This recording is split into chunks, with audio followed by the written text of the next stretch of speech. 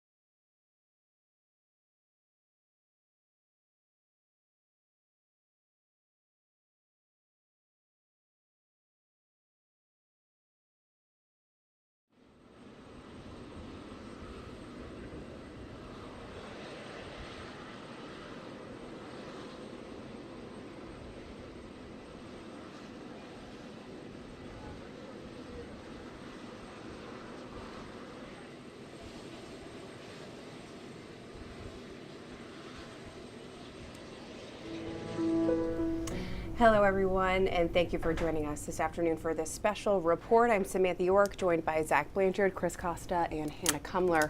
President Joe Biden and the First Lady, Dr. Jill Biden, are on their way to Maine to pay tribute to the victims of last week's horrific act of violence. Air Force One is expected to touch down any moment. We're going to be bringing you live coverage through the afternoon as the president stops by the sites of the shooting, the Just-in-Time Recreation Center and Shemenji's Bar and Grill in Lewiston, before he meets with the families of the victims at a third location. We do have crews at each scene and at the airports the country's chief executive will use as he travels north. But as we wait for Air Force One to touch down, we want to name the 18 victims. Yeah, we're going to pull those photos up on your screen now. Tricia Aslin, William Brackett, Peyton Brewer-Ross, Thomas Conrad, Michael DeLawyers II.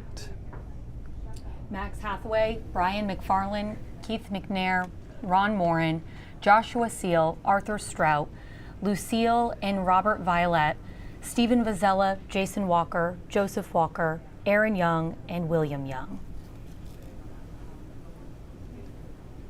And as that plane is landing in Brunswick, our News Center mate Sam Rogers is standing by there with more. Sam? Yeah, hey, Zach. As you can see on your screen, in about 20 to 30 seconds or so, we'll get a better shot as Air Force One is beginning its final descent in, and you may see a second airplane that is on the runway. That has been here for a few hours now. We assume it is a second plane, but the one that President Biden, his wife, First Lady, Dr. Jill Biden, is on, again, you can see that beginning its descent to the Brunswick Executive Airport.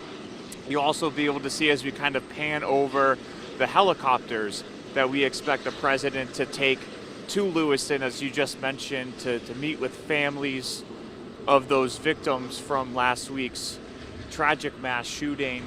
There's been a number of, as you can imagine, Secret Service and law enforcement here in Brunswick all day. We've been here since 9 a.m. There has been a number of Mainers from the local area who just wanted to come see the president and get a glimpse of Air Force One. We talked to a few folks who just said that, you know, it's nice to see the president come and show his support for Lewiston, for Maine people, as we're getting a better look at Air Force One about to touch down here in Brunswick. Again, you will see a second plane that has been here for a number of hours, as our photographer, Scout Fishman, is going to get a shot. Now, this is the second time in just a few months that the president has touched down. Air Force One officially landing on the ground here in Brunswick. As you'll see it come across the runway. Take a brief pause as the engines of the jet makes a pretty loud noise, and you can probably tell by the microphone, but a very windy and chilly day here at the airport. And I'm sure now on your screen you'll be able to see those two helicopters I was referencing earlier. Those have been fueled up for the past 30 minutes or so. Again, as we expect the president and the first lady to board those helicopters as soon as they get off the plane, again, to continue on their visit in Lewiston. And going back to what we heard from some folks, we actually met one gentleman who is from Lisbon Falls. And if you just need that reminder, Lisbon Falls is where they found Robert Card's car on Wednesday near that boat launch. It was really one of the main search areas for that 3-day manhunt. As you can imagine, that community has been going through or trying to go through a healing process ever since. We talked to one gentleman who said that even just going trick-or-treating this past week with getting out with neighbors has been really important for the grieving process. And he said, again, having the president come here to show support for Mainers has been very, very uplifting for him. We talked to another woman who is from Maryland. She actually lives about 15 minutes away from the White House. She says while, everyone in her neighborhood is used to those motorcades and seeing Air Force One flying overhead, she actually has had a summer home in her family for years, has been coming to our state for years, and wanted to come up and again, to show her support for Lewiston and for all the Mainers affected. And she actually told us she was driving up to Maine while that manhunt was underway. And today she said she tried to go into the city of Lewiston to find some Lewiston Strong stickers or t-shirts, anything she could bring back. And we're actually going to hear from her right now, just talking about what it means for her to see the support from the president. It's interesting or nice to be a part of and to witness, especially since things are just so sad and tragic these days. It's nice that he's coming. So on board Air Force Now, One right now, Zach we've been told. and Hannah, we're going to send things. Okay, Sam, thanks so much. We've been told, according to the White House press office, that on board Air Force One right now, in addition to the president and the first lady, is also Maine Senator Susan Collins, Senator Angus King, and Representative Shelley Pingree. And they have, Zach, a full schedule while they are here today. That they do. We don't know right now if Representative Jared Golden is on board that plane. He was not among the list, so we don't know. Of course, he's from Lewiston, represents the 2nd Congressional District. We just don't know if he plans to attend today's events. As far as that schedule is concerned, this is the time a little bit ahead of schedule, actually right about on time when the President and First Lady will arrive here. And then later today he's going to meet with first responders. Then they'll be followed by some remarks and then meeting with the victims' families at around 5 o'clock. And Governor Janet Mills expecting to join the president and first lady, meeting them in Lewiston once they get into the Lewiston-Auburn area, where she'll meet with the president and Jill Biden, and be with them for the rest of the evening as they meet with first responders, nurses, people on the front lines of this tragedy in Lewiston, as well as victims' families who are seeking a lot of comfort. And we've heard from some people, maybe not the families themselves, but having the president come to Lewiston feels like this support, that the country is supporting Maine, and it's important for him to be here. And so I think that's also providing some comfort for some people. Yeah, and as we know, the president is known to visit locations after tragedy, meet with those family members, and just help with the grieving process. So definitely the whole community looking forward to meeting with him today, for sure. Absolutely, and it's worth noting he was just here back in July in the Lewiston-Auburn area, meeting with workers at a factory in Auburn, celebrating kind of their success story and talking about the economy. This is obviously a stark contrast to that. I do want to pull up, I believe we have all of our team standing by, because as we go throughout this evening, we'll be checking in at the locations all along the way for the president's visit. Yeah, Zach, I think just as you mentioned earlier, the president's last visit, Don Kerrigan put it perfectly in our new newscast that he was here for kind of a happy celebration. And this is a very stark difference for his return to Maine. But he's kind of been briefed and in the know since the beginning of this entire tragedy here in Lewiston. I know that he has had connections with a line on the phone with Governor Mills and Angus King, and they've been very involved the whole way. So as you can see, if you're just joining us now, Air Force One has just landed at the Brunswick Executive Airport. We do have a crew there, and we'll of course be continuing our coverage as the president makes his way through our state today. Logistically, this is going to follow the same path as Yeah. that last trip in terms of landing in Brunswick. From here, they'll get in the helicopters, they'll go to the Lewiston-Auburn airport there, and then take the motorcade to those various locations, and then do the same thing on the way back home.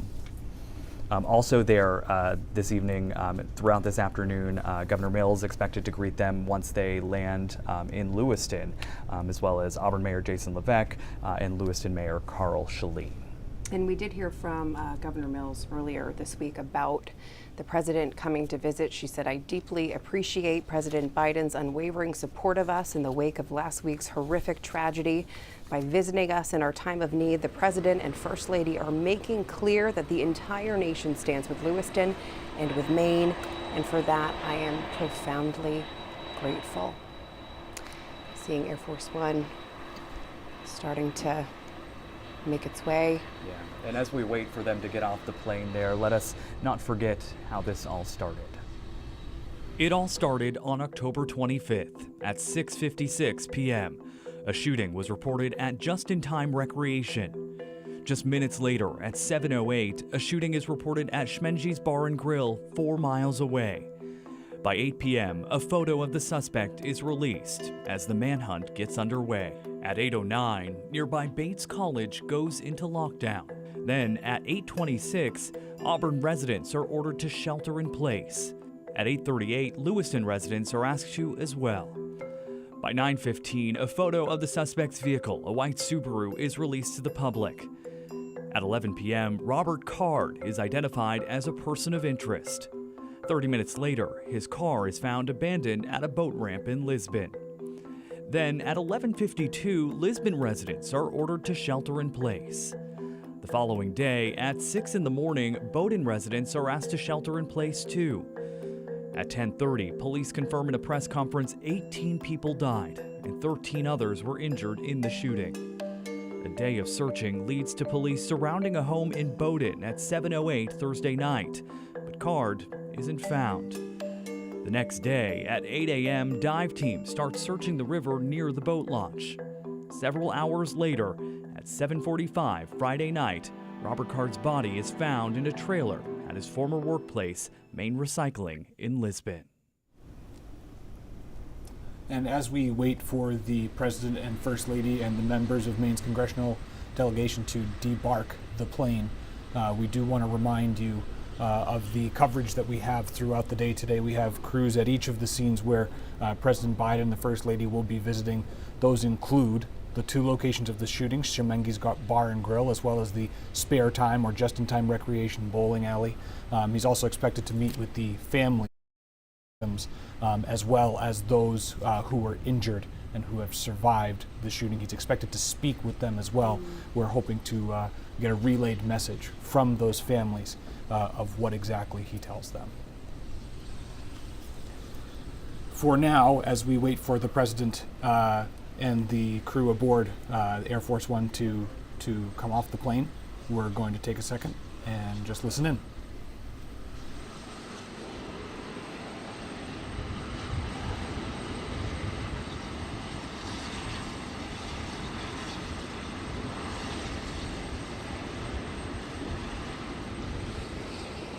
Yeah, as we're waiting for the President and the First Lady, we're just seeing the White House press corps exiting the back of Air Force One. They have all gathered to the right of that doorway that you're seeing on your screen. As Zach and Chris and everyone back in the studio mentioned, we are expecting to see some members of our own congressional delegation. And just again, I know we've been making this point already this afternoon. but it was just 1 week ago when hundreds of law enforcement officials from this area were assisting in that manhunt. Now, today, again 1 week later, assisting the President of the United States off of Air Force One to go into Lewiston to speak with families, to speak with the Mainers affected. Again, we're just seeing the Secret Service prepare some motor vehicles to get ready for that helicopter ride, the short ride in the air to Lewiston. The folks you may be seeing on your screen, that is Secret Service, the White House Press Corps.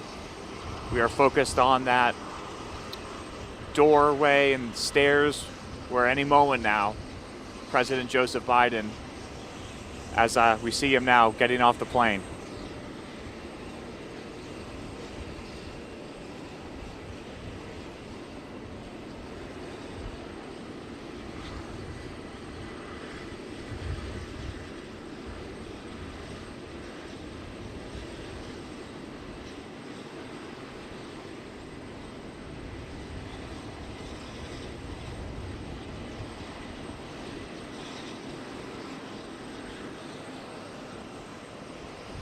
We do see Senator Angus King, Senator Susan Collins, Congresswoman Shelley Pingree were on board Air Force One.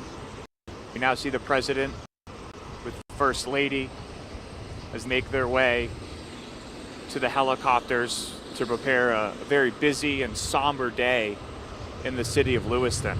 No sign of Representative Jared Golden on Air Force One, as we see now our chief executive with 3 members of our congressional delegation as they are expected to meet up with our governor, Janet Mills, for what will be a busy afternoon in a city that is beginning to heal from the events of last week.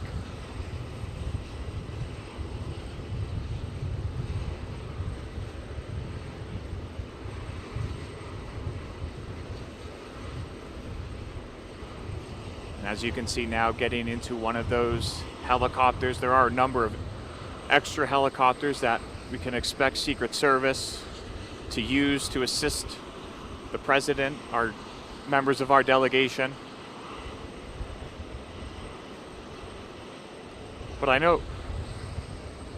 know Zach, I believe it was Zach and Chris talking about how the last time we saw the President here, very different circumstances, a more somber mood.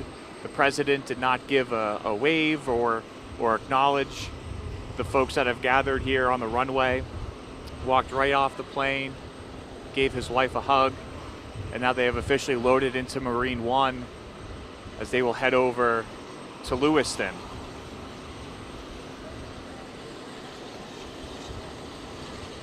And again, as we've mentioned, the President and the First Lady, no strangers to Maine.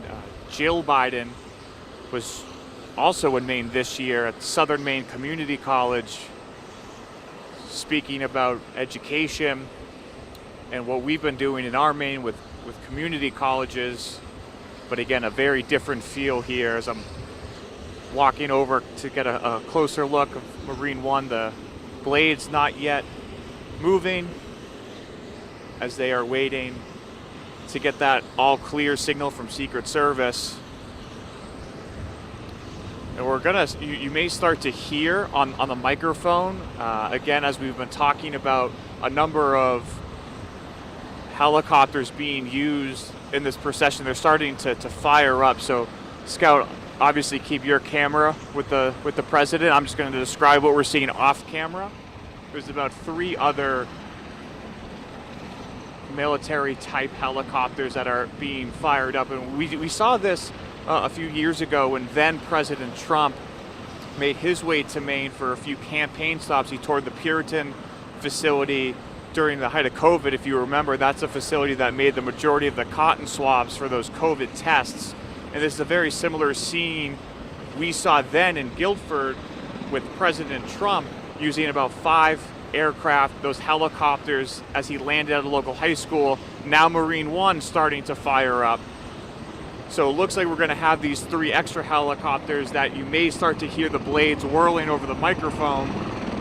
Expecting those to go first to provide an escort for Marine One, which again has the President, the First Lady, Senator Susan Collins and Angus King, and Congresswoman Shelley Pingree. Again, the President in Marine One, as it's getting a little louder to hear now with about 5 helicopter blades churning up. Any moment now we expect them to take off.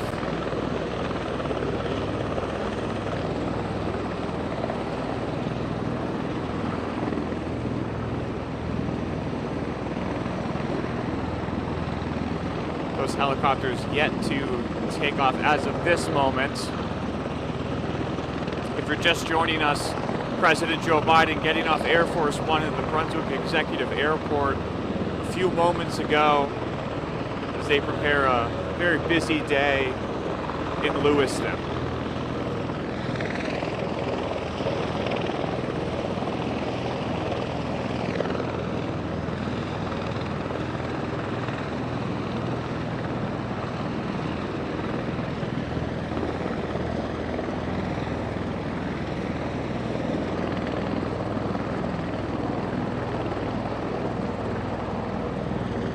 As Marine One begins to pull off away from the main runway right by Air Force One.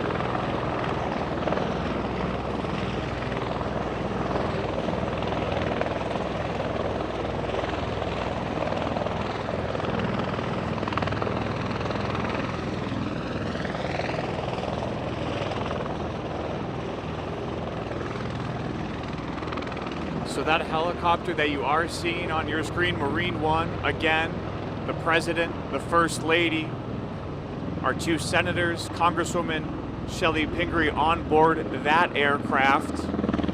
As you will not be able to see, Scouts stay on Marine One, but to our right, we're starting to see those additional helicopters with the United States of America seal, the American flag seal. Those are pulling off behind the tail of Air Force One, starting to loop around a second runway where you saw the President get off of Air Force One there. That's the closer runway to where we are. We are by one of the hangars at the Brunswick Executive Airport.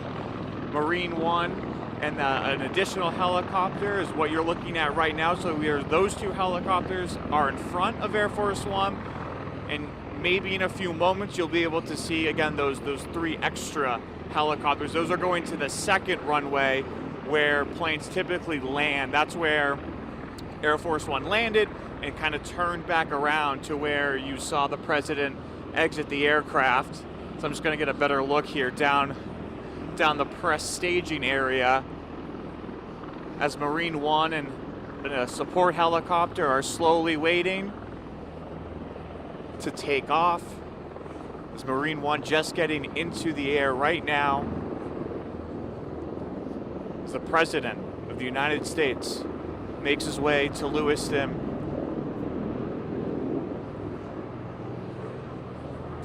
And you're about to start to see those additional aircraft, helicopters taking off. There are 5 in total. Scout, those are about to start coming by you any second now. You should see them on your screen right now. All 5 helicopters officially in the air, heading here from Brunswick to Lewiston.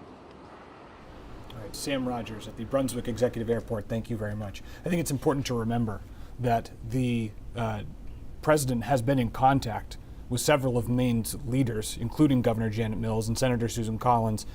We were told by both of their offices that on the night that Robert Card had been found dead, that they had been in direct communication with the President that his body had been found. One thing that makes this particular incident unique was the fact that there was a several-day manhunt for the shooter. Right.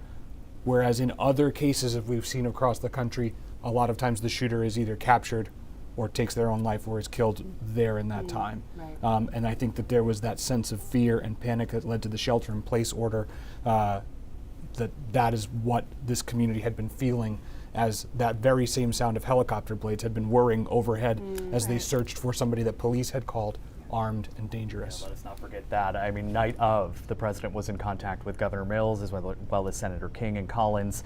Also want to note that they're really setting aside their political differences today to talk with the victims, to all meet with the victims. In the president's last visit to Maine, Senator Collins did not join him just because of the political nature of that event. But with something like this, it is largely about the victims. While behind the scenes, of course, there is some pressure in terms of gun safety laws nationally in our state.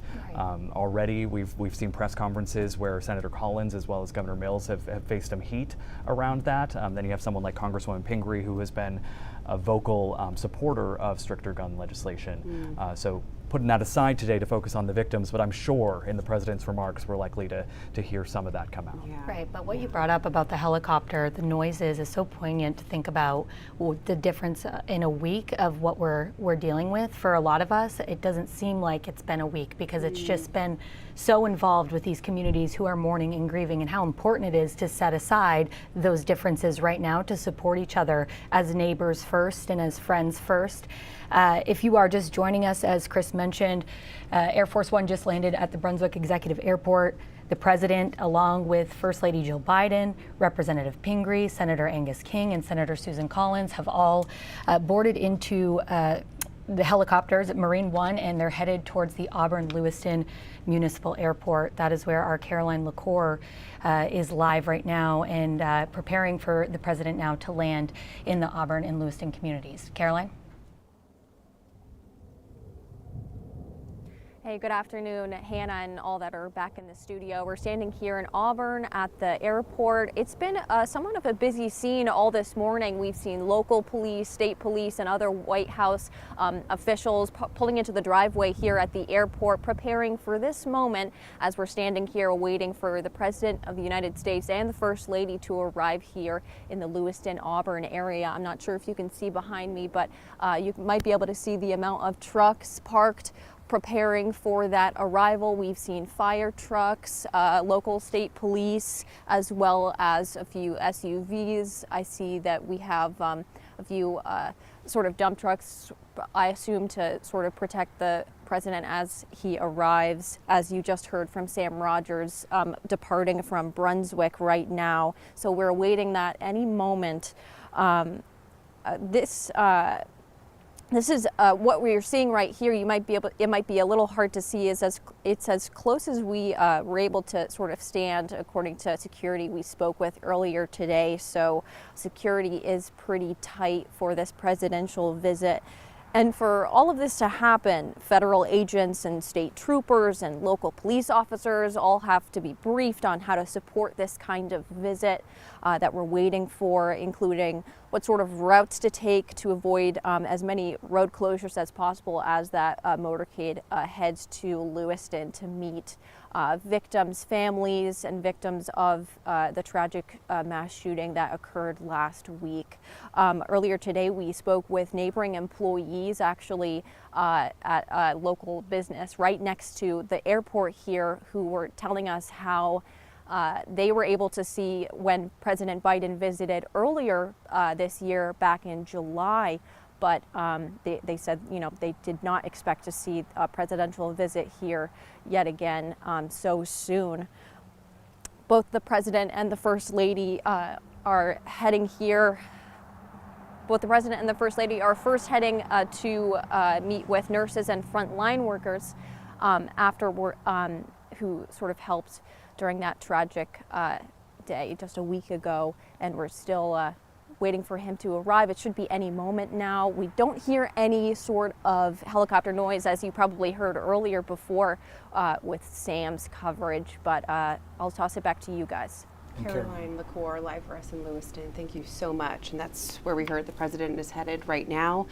I know I was there yesterday in the community with one of our producers. Still such a somber time for the people in Lewiston. And I know as much as there's probably like a flicker of excitement and hope to have the president coming to town, definitely still dealing with the aftermath of everything. And before President Joe Biden's trip to Lewiston was confirmed, we had our Tracy Hinson check in with the community about the possible visit. it's all right. I mean, it ain't every day the president comes by here. I would welcome him, and I think most of Lewiston would, especially after last week. I think it gives you faith, that it's going to get better. Something's there, paying attention. I'm a Gold Star mother. I lost my daughter who was serving in the Air Force at the time. And I did get a letter from Obama, actually, and it was nice. I don't know how else to explain it. It was good to hear from him. These things, when a president comes, they're largely symbolic. But with this president, because he does seem to have an actual feeling for the people, they become more than symbolic. They actually become personal. He's probably going to say condolences to the families. And I'm a firm believer that if God himself were sitting in the president's chair, he couldn't do anything because Congress would knock him around. Of course, the traffic's going to be a mess. Of course. Why are we even thinking about it? And it's on Friday, and Friday's always a son of a gun, so depending on where he goes, it will depend on where the traffic is. If he was to show up here, I think I'd come down and meet him.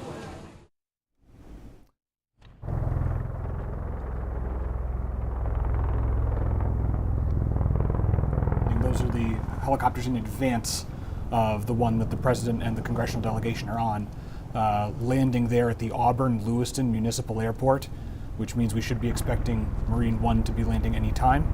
Let's take a listen, and then soon we will go back to Caroline LaCour. But let's listen in.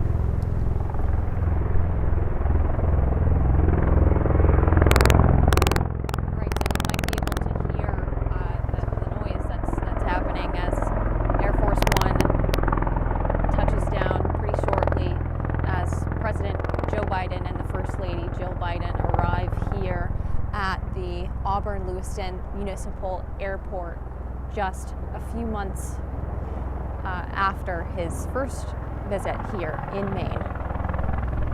Now, after he lands here, he will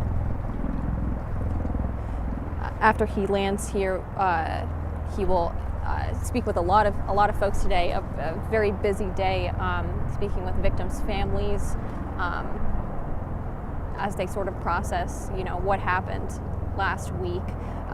First, when he first lands, he'll head to speak with a handful of nurses and first responders and first line workers who helped a lot of folks last week during the shooting. I'm not sure if you can hear me as the sound gets a little bit louder and the aircraft sort of hide behind this hangar that might be blocking our view. As I talked about earlier, a presidential visit like this, there's a lot of security that goes into it. Local police, state police are all informed on what sort of routes the president is going to take in order to make a visit. We were not able to learn about which routes he is going to take today, but we will continue to sort of cover as he heads into Lewiston and Auburn. And we also see another aircraft over here that will be landing soon as well, sort of hiding right behind those trees right there. You might still be able to hear the propellers as they approach closer. It might get a little louder as well. And for all of this to happen, Air Force One often costs around $140,000 to $180,000 per hour to operate in order to sort of do an operation like this. A lot of personnel in order to make this visit happen. You can see as they slowly start to land here at the Auburn-Lewiston Municipal Airport in Auburn. We have a lot of not a lot of spectators, but a few here and there. We spoke with a few employees at a neighboring business who are looking on. We spoke with a couple Lewiston residents as well who have personal ties even to last week's tragedy, and they're here to see the president arrive. And we see another helicopter here, and as they arrive here in Auburn. I'm going to toss it back to you guys back at the station. All right, Caroline, the Corps there in Lewiston as the Ospreys land. I believe there are 4 helicopters landing at the airport there. A reminder that this is the airport they used just back in July when the president made a visit. If you're just joining us for a very different reason to celebrate the success of a local factory in Auburn, today's visit much different from that. We are expecting that Governor Janet Mills is going to meet and greet President Biden here at the airport before they then travel over to one of the 2 sites where the shootings occurred, Shemengi's Bar and Grill. That was the second location that the shooter hit. But we are expecting that the governor will meet with both President Biden, the First Lady, and the congressional delegation as they get off of Marine One there at the Auburn-Lewiston Municipal Airport. And we're also expected to hear from the president a little bit later this evening, too. He's going to be sharing his remarks. And as they make their way into these communities in Lewiston, just driving through, I want to get, Sam, some of your perspective, because you visited the Lewiston community for the first time yesterday, and you've had hours upon hours of reporting on this from the desk, but we talked a little bit off camera to actually be immersed in boots on the ground in a place where it all happened. What was that like? It was a lot.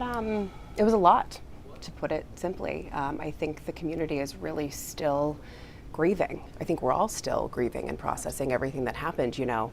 But to be there and to visit the bar, to visit the bowling alley like the president and our congressional leaders are going to do this evening, I mean, it's hard not to feel like you're there in the middle of it. So I think the community is definitely going to get something from this visit.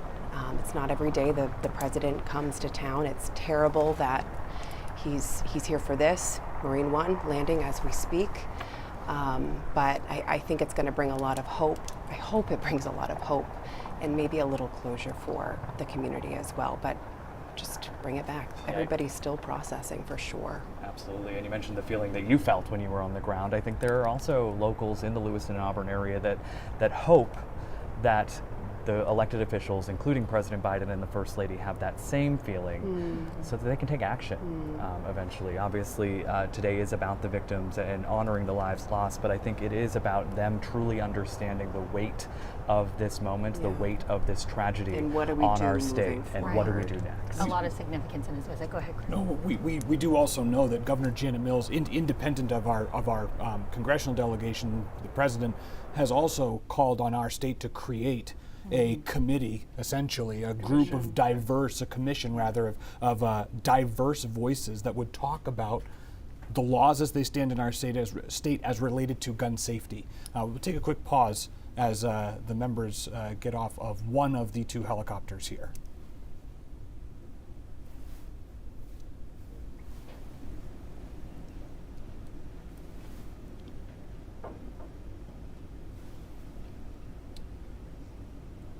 So while we wait for those members to get off of the helicopter, I think is just kind of bringing it back to everybody's point. The political leaders involved in today's events are acutely aware of the issues surrounding gun safety that need to be addressed. Governor Mills knows that she needs a diverse group of voices because of the popularity of being a sportsman, a hunter in this state. It was something that was affected by that shelter-in-place order and the manhunt during that time before Robert Card had been found. The 4 locations, Lewiston-Auburn, Lisbon, and I believe it was Bowdoin, had all had prohibited hunting on what was that Saturday, that first day of resident hunting. I believe it was for deer season. So this is something that she, as well as any of our federal representatives, will have to take into account as they go forward to craft any of that legislation. But again, today, I imagine, will not be about discussing policy, but more about the victims, grieving for them and understanding what they've lost, not only in their family members and friends, but also in their sense of safety as a community. One thing that struck me when I was out there on Halloween was that it was very quiet around downtown Lewiston.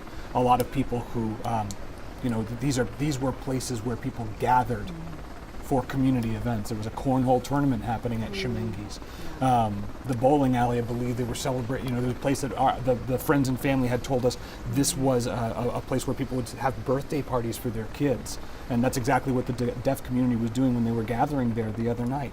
So these are places that, outside of anybody else's control, have been changed forever. And Sam, I believe it was you, right, who you got a chance to actually look inside one of the venues at one point, or was it Aaron who you were working with? Yesterday we were able to step inside, spare time, just momentarily. I was able to speak with the owner, who is obviously processing a lot, but one thing that kind of gave me hope talking with him is they want to reopen. They want to bring this space back to their community, which I thought was just incredible, because how do you move forward from something like this? But they are determined to do it. Well, it speaks to the resilience of that community. Absolutely. And we've seen that in so many ways, in ways people have been able to give back. I did just want to mention that as we talk about putting differences aside and coming together to mourn the lives lost and to support each other, today is Love Lewiston Day, and there are blue hearts hanging in windows, and you might see those scattered about, and that is in recognition of the violence that happened in Lewiston and in support of the families. If you are just joining us, Marine One's blade has just stopped swirling as it lands at the Auburn-Lewiston Municipal Airport. President Biden, First Lady Jill Biden, and members of our delegation, Representative Pingree, Senator King, and Collins on board, just waiting for them to get off of that helicopter right now.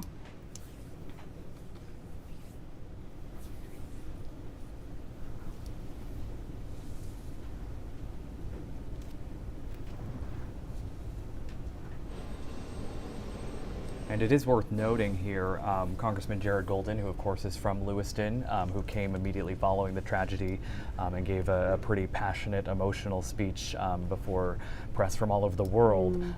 He is not here today, did not travel on Air Force One, but other members of the congressional delegation are joining the President and First Lady here. We are hearing that the president's limousine has just arrived there at the Auburn-Lewiston Executive Airport. Let's see if we can go back and take a look and a listen as the members on board Marine One get off of that helicopter.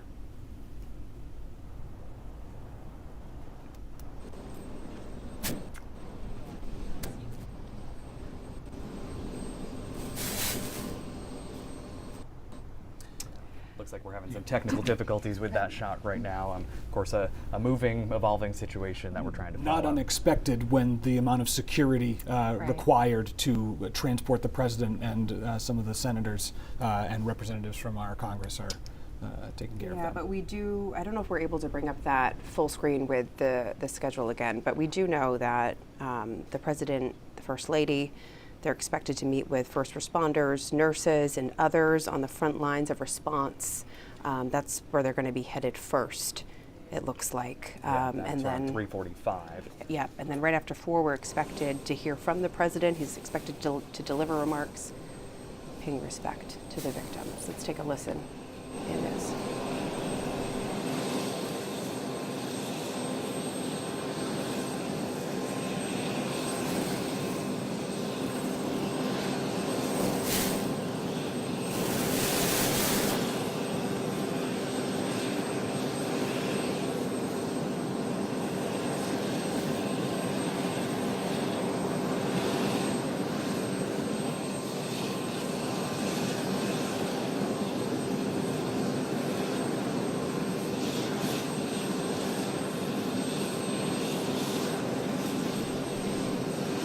Responders and frontline workers first, who helped in last week's tragedy.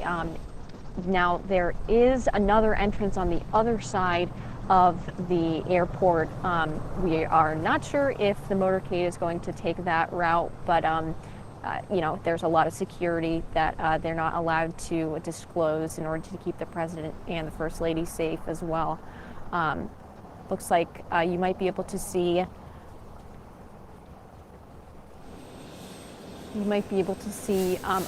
some live pictures from the runway here of folks deboarding the aircraft as they make their way to the Lewiston-Auburn area. We have a few spectators here waiting alongside. I hear that President Biden is talking to Mayor Shalin right now as he deboards with the First Lady as well.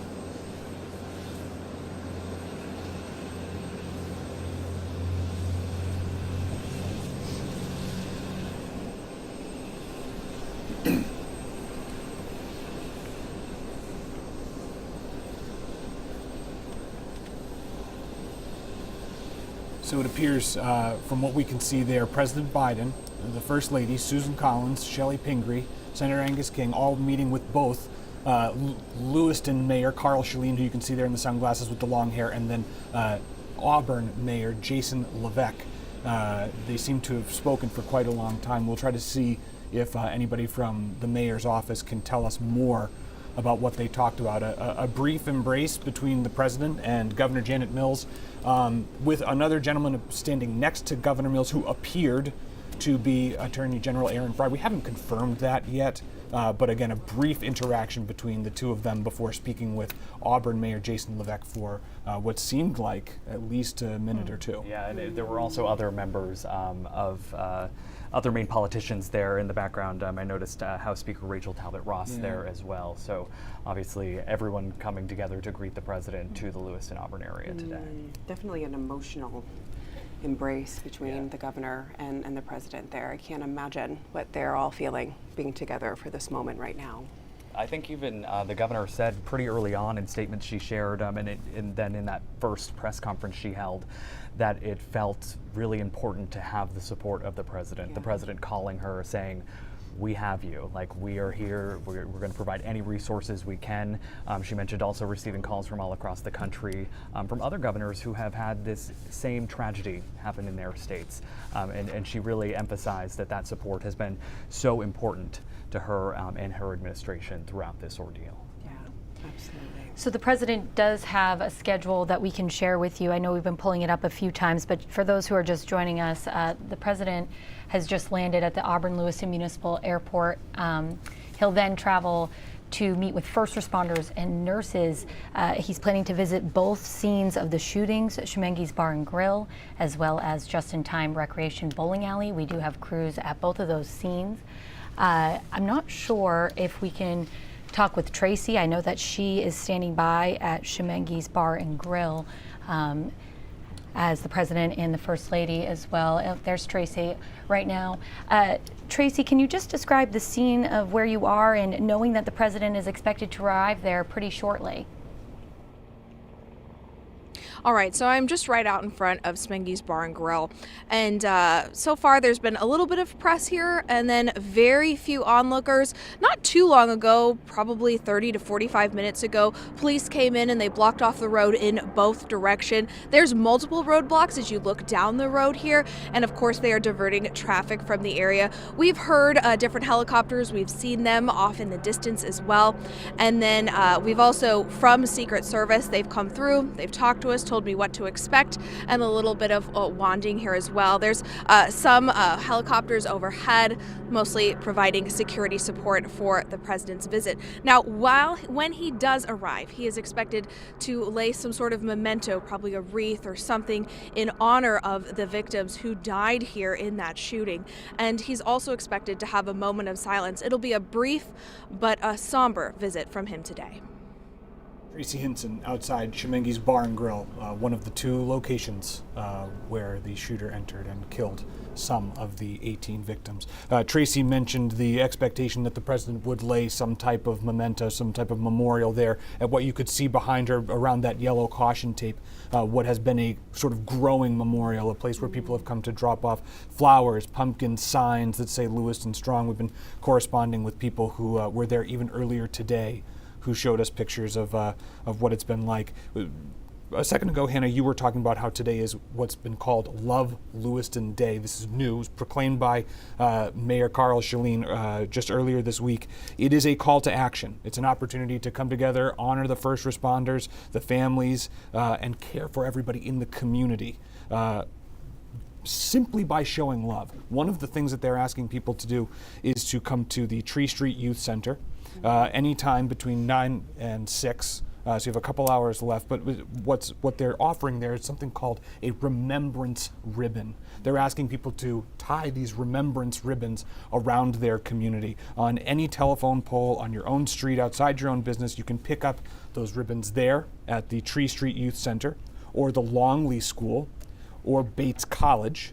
And then there's one more location at Next Step, which is at 145 Birch Street in Lewiston. We're going to see if we can get those details for you. If you aren't able to get them through us immediately, the Love Lewiston Day has been pretty widely circulated on social media in order to get those resources out. You can see the motorcade there leaving the Auburn-Lewiston airport right now. It looks like what is likely the back end of the motorcade there, with some ambulances as well as Secret Service vehicles in the event of an emergency.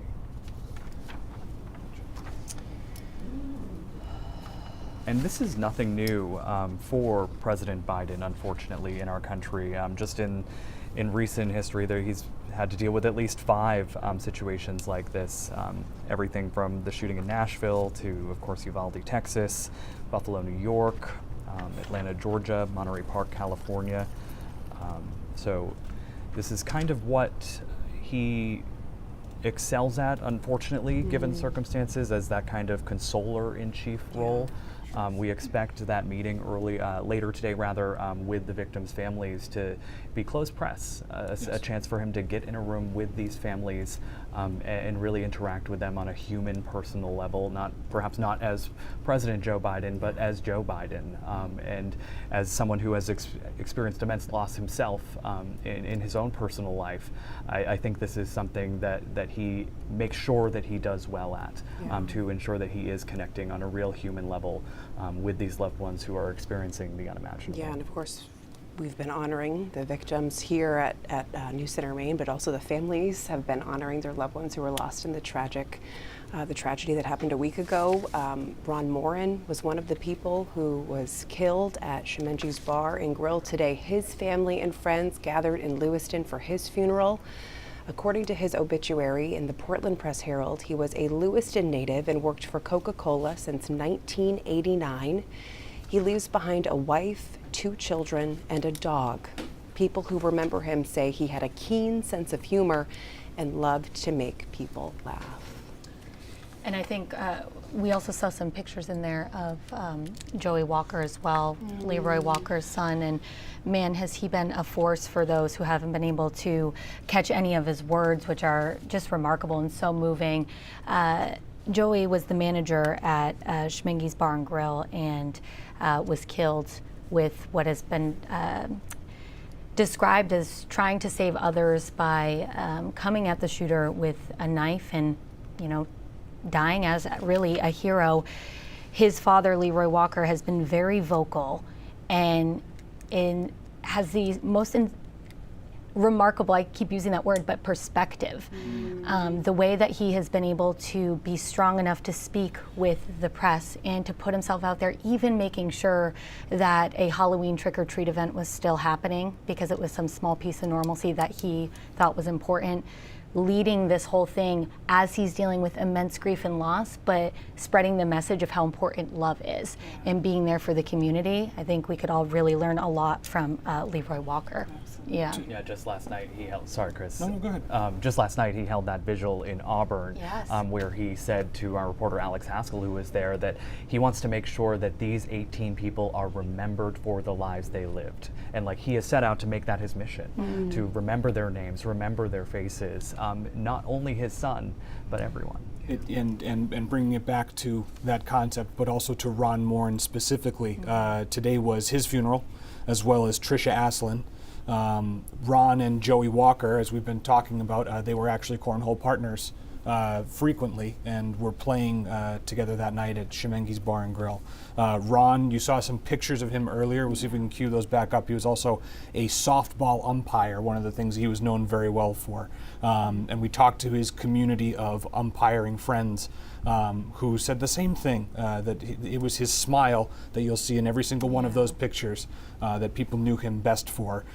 So in his memory, his friends are holding a softball tournament, not to raise money just for Ron, but for all of the victims. And as we had said, Joey Walker and Ron, that's Joey there on the screen. Joey and Ron were playing in a cornhole tournament at the bar. And there were a team of people, including Ron's fellow umpires, that are hoping this softball tournament that's coming up, not this Saturday, but next, will be a way to comfort their community around an activity that both Ron and Joey loved. Heard him, and it was just his infectious smile and comedy that he brought with things, which was great. He would always ask about my family. When the last time I worked with Ron, I had my kid by then. Ron asked, "How's my kid doing?" It would just be things other than what we were doing at the time, because he was caring, he was compassionate, and he was there for people when you needed him. Ron was a great person. We saw Ron all the time. We got dinners with Ron, his family and friends. He's just one of the happiest people I've ever met. I don't think I've ever seen him not smiling at any point. And he was always curious about everyone's families. Since then, it's always, "How's that baby doing? How's that baby doing?" Always. That was the first thing he always said to me. And that just, that sums him up. He was just very caring. So here's some of those details that we have initially for the Lewiston Strong Memorial Softball Tournament. It is Saturday, November 11th at 7:30 a.m. at the Randall Road Ball Field. I was speaking to those two organizers, Derek Haskell and Chase Cody, who both knew Ron very well. Derek was also an umpire along with Ron. They said that they've been working to secure even more baseball fields because of the number of people interested. Wow. And they are getting tons and tons of donations that they say will all go back to the families, the victims' families fund that the city has created. And we're talking about hundreds of people who have signed up for this, right? I think when hundreds. it was just a couple days after the event, we had covered that and said that already over 300 people had signed up, and just a testament to this community and their desire to come together and support one another. I believe we have News Center Maine's Don Kerrigan, who is outside of Spare Time Recreation, where the president is expected to make a stop and make some remarks in just hours now. Don? Hi there. Yes, let me take my hat off. The sun's right in our eyes there. This is the bowling alley. This is Spare Time or Just-in-Time Recreation, the first location where the shootings happened 9 days ago. Let's set the scene for you right here. There's the building with the bowling alley and all of that. The police are blocking off basically the road on either end of this. We have around maybe 50 people just down beyond us here to my right who are gathered to watch, and 10 or 11 or 12 television stations lined up here along this side of the road. This is where we were told to stand and set up. Right here along the street, as we've seen in some other places here in Lewiston, we have a makeshift shrine that's been set up and we're told has been steadily growing over the past week. Various people bringing pumpkins, some carved, some not, some painted, to line both sides of the street. We have red heart signs over there. We have crosses. There's a sign tacked up about Love Lewiston, some Lewiston Strong, some other messages set up, a lot of flowers that people have been dropping off over time. We talked earlier with a woman and her daughter who came earlier today to leave some things at that spot. And their first time at this site, but they wanted to do it in memory of those who were killed here. A tragic thing. So our expectation is President Biden, after making a brief stop at Shemenji's a little while away, a little distance away, will come here with his motorcade here, we believe coming down this way from my left, not certain, this road is a loop and could come to either end. Then he's going to go in to the parking lot here, where he is going to spend some time meeting with first responders, some nurses and doctors from CMMC and other places. We assume the first responders, we haven't been told precisely who that be, will include law enforcement, EMS, and others who dealt with this tragedy, and of course internally continue to deal with it as in the aftermath of this. So he is going to meet with them, we believe, perhaps over beyond where the cars are, towards the end of the building. Then he is going to make some remarks to them. We are not allowed to be at that. There is going to be network pool coverage of that, so we should be able to see and hear what the president says to these folks. As Zach mentioned a few minutes ago, The president has unfortunately, sadly, had to do a lot of these sorts of appearances, far too many. That's how our world seems to be nowadays. And he has assumed the role of consoler-in-chief, mourner-in-chief. He feels very deeply about these sorts of things, we've come to find out. And so his presence is meaningful to people because he feels those so deeply. Let's go back to you for a minute, and we expect the motorcade will be getting to Shemenges relatively soon. Yeah, Don, I actually want you to stay with us for just a moment so I can talk to you. You've been covering this from the start along with us. You were at the City Hall where those press conferences were being held, where Governor Mills was very emotional and passionate in her initial press conference there. What is this day, as the man who's covered politics for us for a long time, what does this day and the president being here mean for those elected officials, including Governor Mills?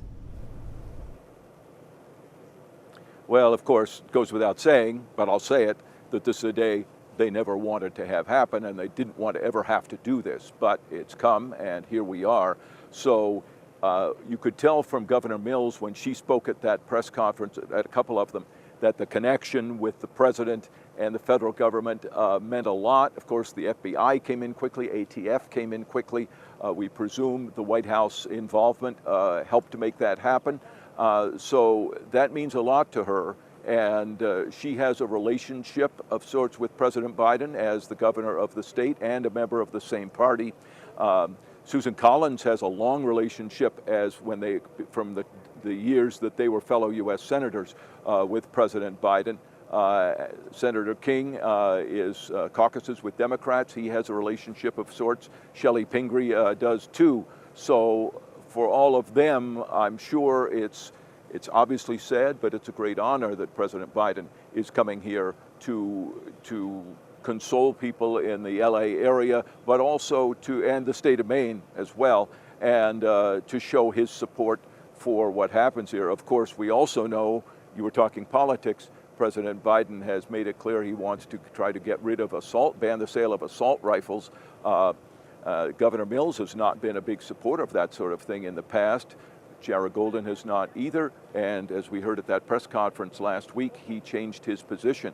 He's not here today. We're not sure why, but politics eventually intrudes into even the saddest events. We actually saw down the street a little ways, there is a small setup with music and signs of what appears to be a conservative gathering to wave their flag, if you will.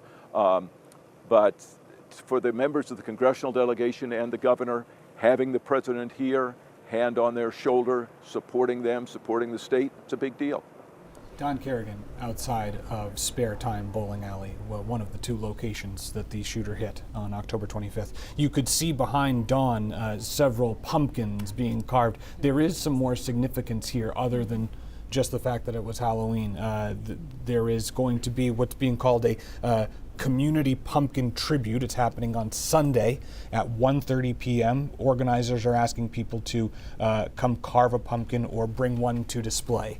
And Hannah, this is something that these jack-o'-lanterns had kind of lined the roads of Lewiston, but it wasn't just for Halloween. No. That's right. Local businesses did create. Just taking a live look in there as we wait for the president to ride at Shemenges. But getting back to the pumpkins, as Chris says, it goes without saying that it's been tough for the people of Lewiston to celebrate in the festivities that happened last week with Halloween. But Trevier Gonzalez, who's from one of our sister stations, joined us for the week and shows how the community really... We're actually going to pause on that. Okay. I think we have the president arriving at Shemenges there right now. I believe the shot. All right, looks like we're having some technical difficulties there, but I know it's close, so as we await the president's arrival, we will continue to talk about the ways that Lewiston is stepping up to remember the lives lost and support the community, and I think we've seen those in really small ways too that add up to really big differences and big changes. I think a lot of the ways that people feel after immense tragedies, we have never experienced something like this as a state, but helpless in a sense. Like, what can I do to help? And there are several ways you can help. There's a new trusted and verified website, onelewiston.org, I believe it is. Let me check that, or one of you guys can help me check that. But I wanted to mention, as Chris said earlier, it is Love Lewiston Day, and there are lots of ways to help out. We'll bring you that information. You're taking a look, though, at the motorcade as it makes its way to Shemengi's Bar and Grill. You're correct. It was onelewiston.org. And again, that's a website with resources, fundraising information, Yeah. and a website that verifies all of those donation pages we've all seen. And this Love Lewiston Day is going beyond the Lewiston community. The city of Portland is celebrating it as well. They put out on social media that they're also asking for the Portland community surrounding towns to display blue hearts, kind of like the Valentine's Bandit that would come out and place the red hearts around the city, and said it would be blue hearts for Lewiston. So the school, the high school's colors, blue and white. It's not lost on, I think, the people of Lewiston and the surrounding areas that right around that time, I believe it was that following Tuesday after the shooter had been found, that it was Halloween, and obviously a time when people really were thinking about, can I go outside my house again? Yes, the shelter-in-place order has been lifted. We know this person has been found, but that's probably the first big time that many people would be going out into the streets to kind of participate in a community event. And if you remember, the city of Lewiston and Bates College had actually teamed up to host a trick-or-treating that kind of went throughout the Bates College campus as a way to kind of safely and securely, even if it's more in a mental word rather than a practical and logistical security, having a place where people could feel safe coming out.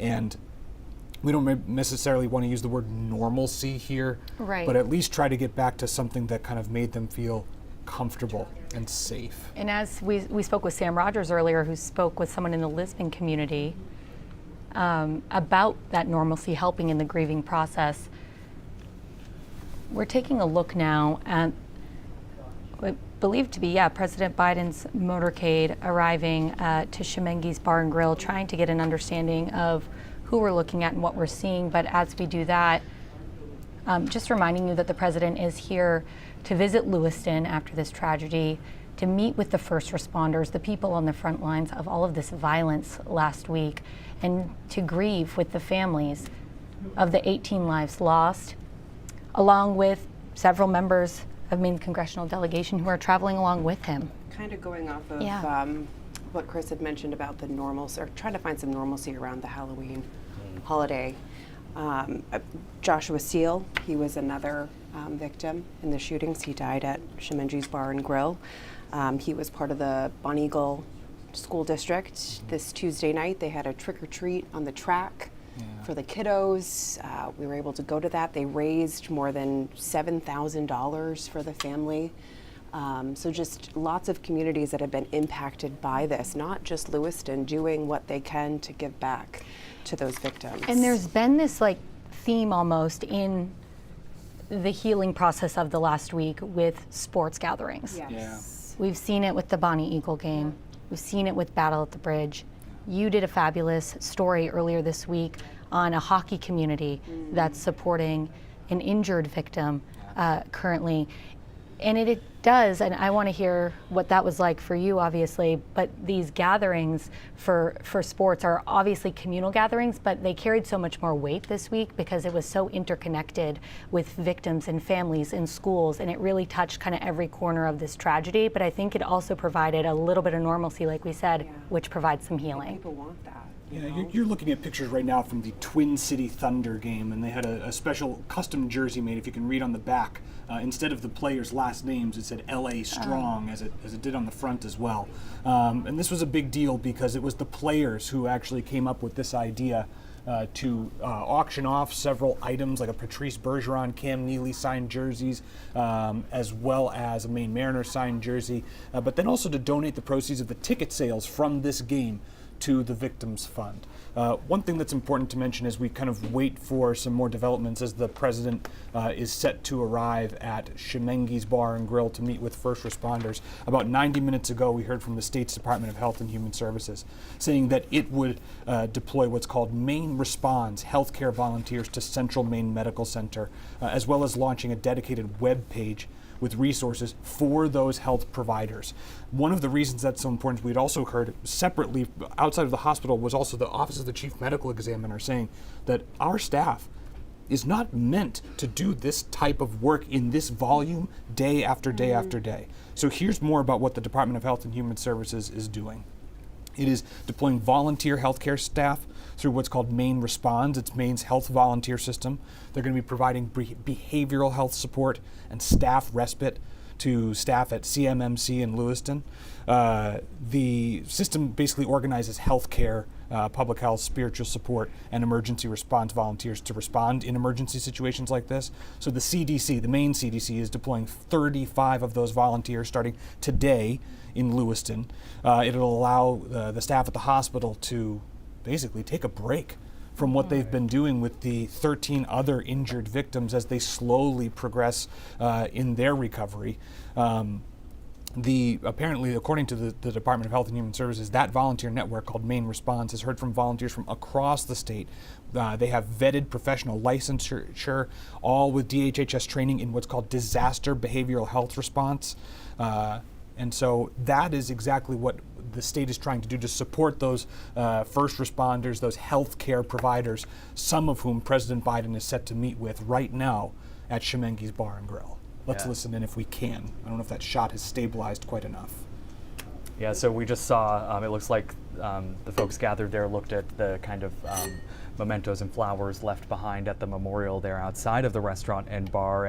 And thanks for bearing with us with that that live feed. Of course, in a moment like this, there's a lot of cell phone activity. Also with the motorcade, there's usually some kind of technology that tries to interfere with cell phones. So that's how we're getting you that picture. But it looks like the group, including the president and local electeds, was getting back in the motorcade to ultimately go and meet with those first responders that Chris was talking about there. And not just the first responders, not just the EMTs, but the police officers. Earlier this week, we saw Lisbon police be kind of recognized for their work in the manhunt and the after the shooting piece by local elementary and middle schoolers. And I think for them, it's important to kind of keep showing up in the community and embracing the support that they're getting from them. It was David Guildford, actually, who had done a story about that greeting. Let's see if we can bring up that story right now. It's Spirit Week at Sugg Middle School in Lisbon Falls. This roll of tape is not taping. Spirit is in no short supply here. Some of you literally dropped everything to respond to a call that required everything you had, and that is everything you gave. Assistant Principal Mike Toomey and his 300 students wanted to personally thank Lisbon Police, who not only responded to Lewiston last Wednesday, but secured their own town. We want to recognize these heroic efforts and personally thank. Handwritten letters from each child, some given with a fist bump, some with a hug. You're welcome. I wrote, "Thank you to the police officers who sacrificed everything to keep our community safe."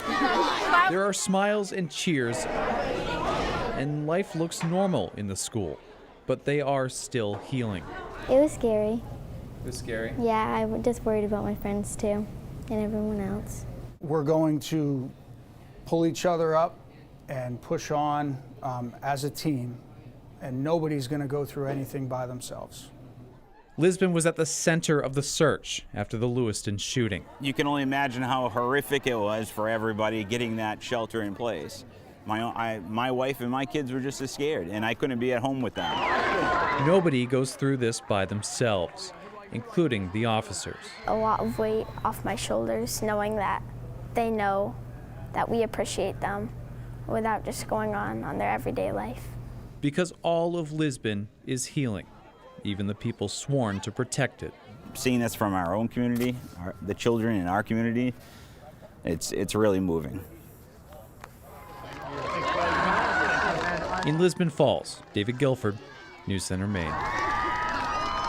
And you know that the significance of that thank you to those police officers is multifold. Oh gosh, yes. Not just basically walking distance from Lisbon High School is Right. the main recycling center where the shooter's body was found.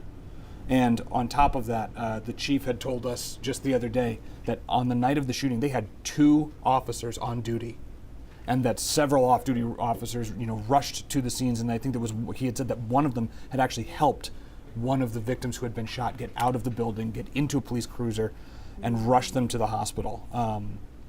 And that all of these communities are trying to not let what happened on one day, one night, define the so many communities that were affected. Yeah, and I think that's why this visit from our president, our first lady, all of our congressional leaders, I think that's why it means so much to these communities right now. They're looking to be brought together as much as they can. I'm hoping, do we have a shot from Spare Time, Just in Time Recreation, where they're setting up the podium there that we're able to check out? That's where we're expected to hear from President Joe Biden later, where he's going to be addressing the crowd.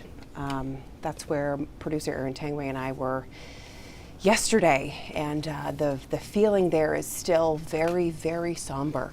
And as we've mentioned this whole time that we've been doing this special report, the last time the president was here for something entirely different, something a little more joyous. And so anxious to hear from the president what he has to say. I'm sure our congressional delegation is anxious to hear what he has to say, what he's going to address, what he won't.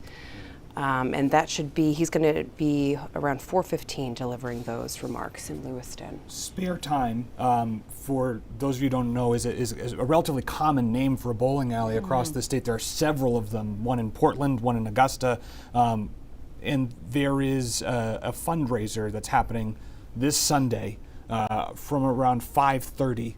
It'd be $15 per person to come bowl. All of the money that's raised through this will be going to the Victims Family Fund that the city has created.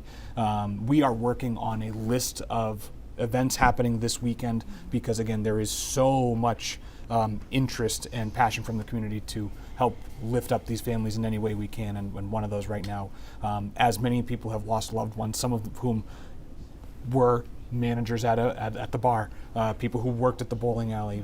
These are people who, logistically, of course, there's the sadness, but also the fact that these people, they relied on them to make a living, to support these families, and now these communities are coming together to help fill that hole. Right. And in the president's remarks directly from the governor's office as well as the White House, he's expected to specifically thank the first responders. That's how this is worded today. So, well, of course, we don't know exactly what he's going to discuss. Their focus is on thanking those who rushed in that day to help in any way they could. And I've got to imagine that feels really good, because I'm sure some of them are carrying some guilt right now for not getting there sooner, for not being able to do more. So I can only imagine the healing that's going to bring to that community of first responders to get a thank you from our president. Yeah, I think there's so many stories of like where you could have been, how you could have reacted sooner, but I think collectively our state has never dealt with something like this before.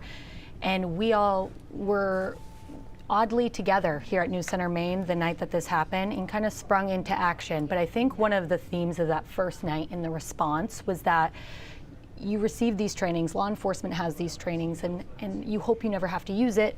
But we saw the way in which they responded so quickly, from our crews in the field who had their own experiences, but to feeling like the response was so imminent and quick that it is important to now be able to thank those people, and then for them to also see the people they are protecting.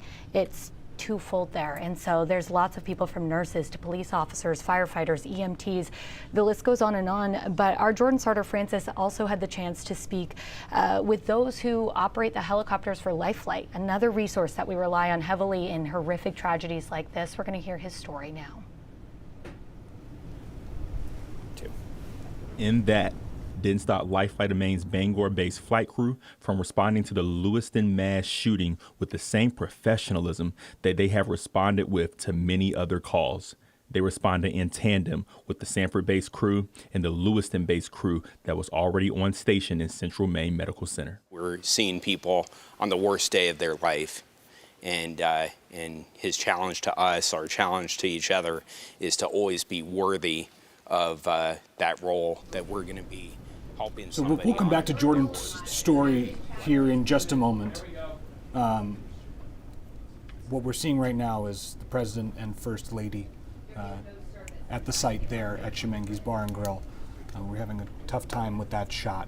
So I'm just going to wait just a moment. And just to be clear here, we believe this is being what we call refed to us. It's video. We're not 100% sure that this is live at this moment, but you can see Congresswoman Pingree, Mayor Shaleen, Mayor Jason Levesque of Auburn, as well as, of course, President Biden and the First Lady there. That tribute this is live, we're told. I'm not sure who he's speaking I'm to not sure in the either. front there. This is that Might be tribute. Susan Collins. This is the tribute, though, that Chris had mentioned, full of pumpkins, crosses, photos, memories. Very, very somber time.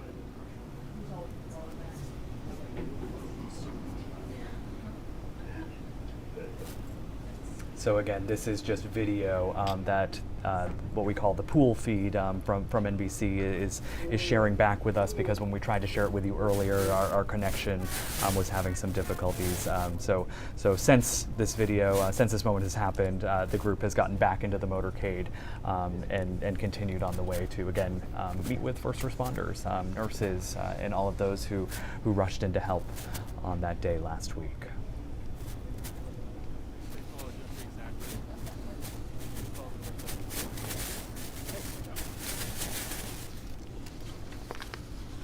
We're still working to learn. Obviously, you see Senator Susan Collins, Senator Angus King, Congresswoman Shelley Pingree, Jared Golden, who is from Lewiston, represents that area, is not with them today. Still working to learn why that is, because he was very public and speaking on this tragedy in those initial press conferences.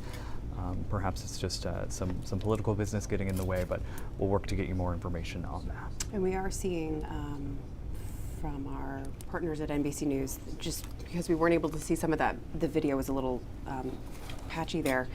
I'm just reading that President Biden, First Lady Jill Biden, walked out holding hands. President Biden was holding a bouquet of flowers. He placed them, it says at 3:26 p.m., and they took a second in silence. And we did see the rest of the Maine delegation walking up and joining them a few seconds later, but paid tribute at that spot, and now, as we said, on their way to spare time. Why don't we send things over to Tracy Hinson, who's outside Schemengees Bar and Grill, for a little bit more on what we just saw. Tracy? So a little bit as expected with these presidential visits, our signal was scrambled. That's why you didn't have our shot, but we are back now. And what you're looking at here are those flowers laid by President Biden and First Lady Jill Biden as they visited here. Somber moment. There was a lot of, it was very quick in and out. There was quite a bit of activity. Very few onlookers from the community here as they came to watch President Biden visit this site. There was a moment of silence and a pause. A very large gathering of press as well, as this will be carried nationwide here, but you're looking at those flowers laid by President Biden. And of course, this is a growing memorial. When I first stopped by here on Monday, it was a very minimal. There were just a couple of things here and there, and it's truly grown. Now we have the different pictures of everyone here as well, and now a bouquet of flowers, beautifully placed flowers by the President and First Lady, joining flowers and pumpkins and mums and quite a few different things that the community has placed. There's Lewiston Strong banners on the lawn. There's another sign that says, "The kindness of stranger heals our wounds." So quite a bit in this growing memorial, now with a bouquet of flowers from the President and First Lady. They've left. The road is back open now. You can hear some of that traffic going by. It was a quick and swift visit by the President here. Tracy, thank you so much. We're also learning, too, that after the President laid those flowers down, they were joined by Maine officials from earlier, and the bar owner herself, Kathy LaBelle. I can't imagine what it must have been like for her to, I'm assuming, shake the President's hand, maybe even get a hug, and hear, "I'm so sorry for what happened." But wonderful that she was able to be there, for sure.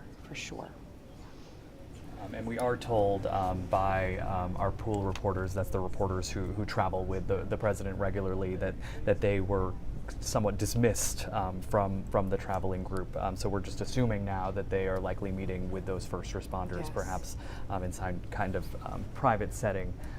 But we will, of course, continue to follow their visit and follow the stops along the And way. I think that privacy to be expected, you know, I think these families want to grieve and do it among themselves. Yeah, and as they, I guess, welcome the president in, or at least are mourning alongside of them, a lot of families are also in the middle of planning services for their loved ones. And so it is definitely hard to, I'm sure, grapple with both of those things as those families deal with the immense grief and loss of their loved ones.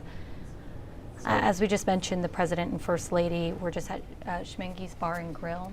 They are now making their way to Just-in-Time Recreation, or the Spare Time Recreation Bowling Alley. The second scene they'll be seeing of a shooting in Lewiston.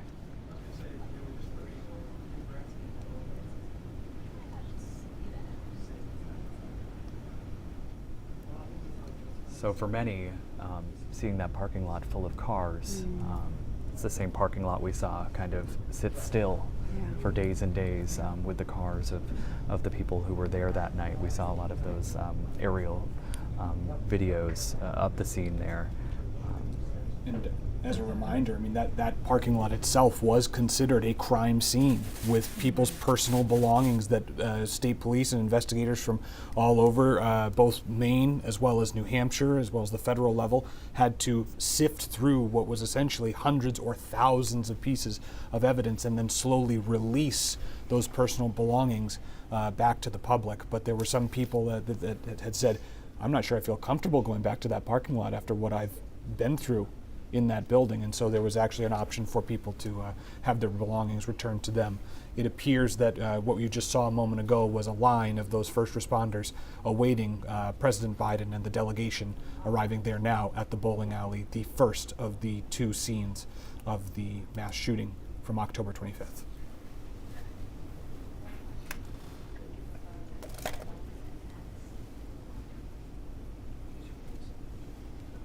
There you can see, it looks like some state police, perhaps some local police, county sheriffs gathering there. And let's actually go to Don Kerrigan, who might be able to give us a better idea of what we're seeing on the ground there. Don? Yeah, so we've had the front part of the motorcade, we assume with the president and others, went in down this side street. And we've had a group of police cars, ambulances, other vehicles, first responder vehicles come past us here, pull in a side street up here, and then they're parking over on the opposite side of Just-in-Time Recreation.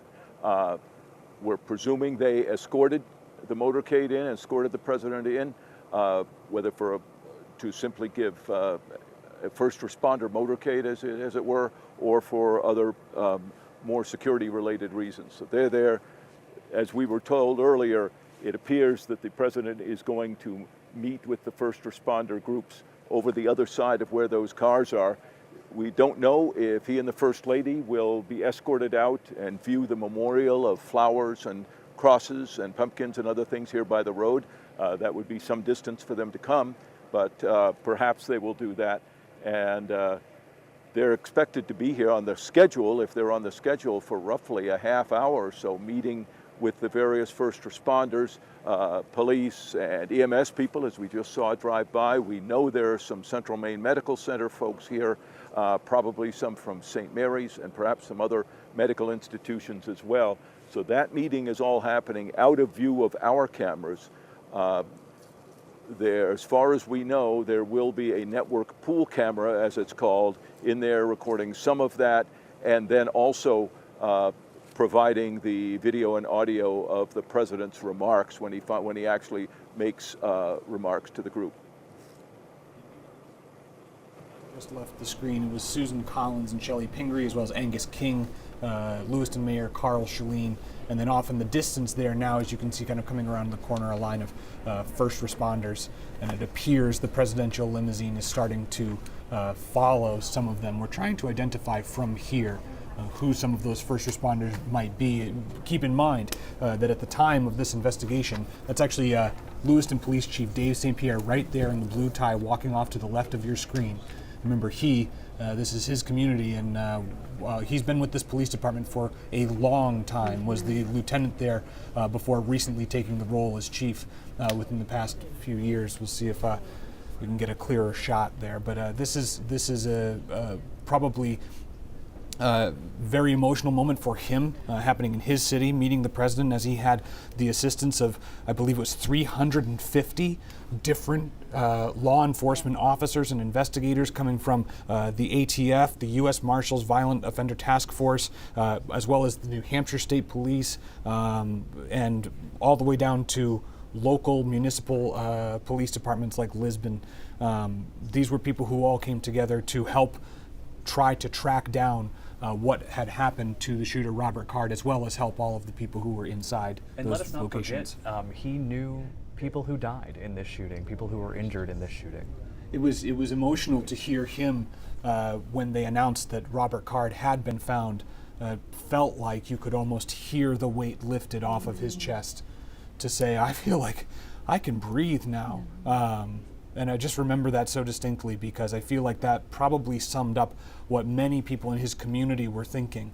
But more so to his point, again, being the chief of that community and having to provide answers to that community about the safety and security of his people that he is sworn to protect, and feeling like now a major part of his duty is done. That is Department of Public Safety Commissioner Michael Soschuk. You can see right between those people walking through. Another person who you saw instrumental at the press briefings, and he's walking across your screen to the right now. Somebody who gave us the details of the areas that police were searching, as well as trying to explain to the public what the nature of the investigation was, why it was so difficult to immediately draw conclusions, and then also had to field a lot of difficult questions from the national media about what the yellow flag law was, the process, and how it worked.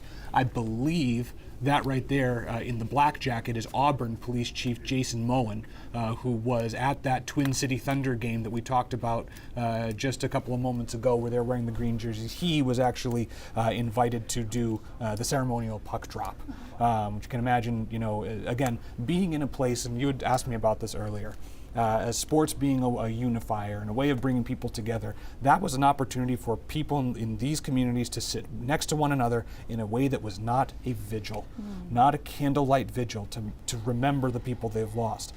No doubt at those events, and I know from listening to the recordings that there was plenty of memorialization and honor to all of those victims and their families, but it was also a time for people to kind of look at one another and say, we have made it through this, and now we need to start moving forward with recognition of what's happened, but not letting it define us. Well, and I think you made this point earlier that these families want their loved ones to be remembered for how they lived, for who they are. So if you think about community events like football games, hockey games, stuff like that, it is more of I'm getting goosebumps just talking about it. It's more of a celebration than anything else. And you'll remember just the other night, the Lewiston and Edward Little football game between obviously Lewiston High School and Edward Little Auburn, the two communities impacted because they are twin cities. They had an enormous crew of first responders, of the local police, sheriffs, as well as the fire department and EMTs. All of the people basically escorted out and honored on the field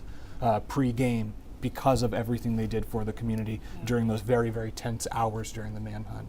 Yeah, and I think that just going off of kind of what both of you said, honoring the lives of some of the victims through sports and through these gatherings is so closely tied to who they were as people. Gathering at the bowling alley for leagues, a cornhole league, coming together as communities in these places where people gather to have fun and having their lives being tragically taken away from them.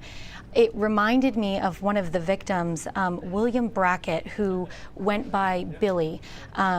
His life was sadly taken in these shootings, but something that his father said, who's also William Brackett, he said that Billy, who was part of the deaf community, that never interfered with all of the things that he wanted to do. He enjoyed so many sports, being part of the league, and I think in some of these ways, just memorializing them through these unifiers, as Chris mentioned, like sports games and bringing the community together is so just emblematic of the people that we also lost in these horrible shootings last week.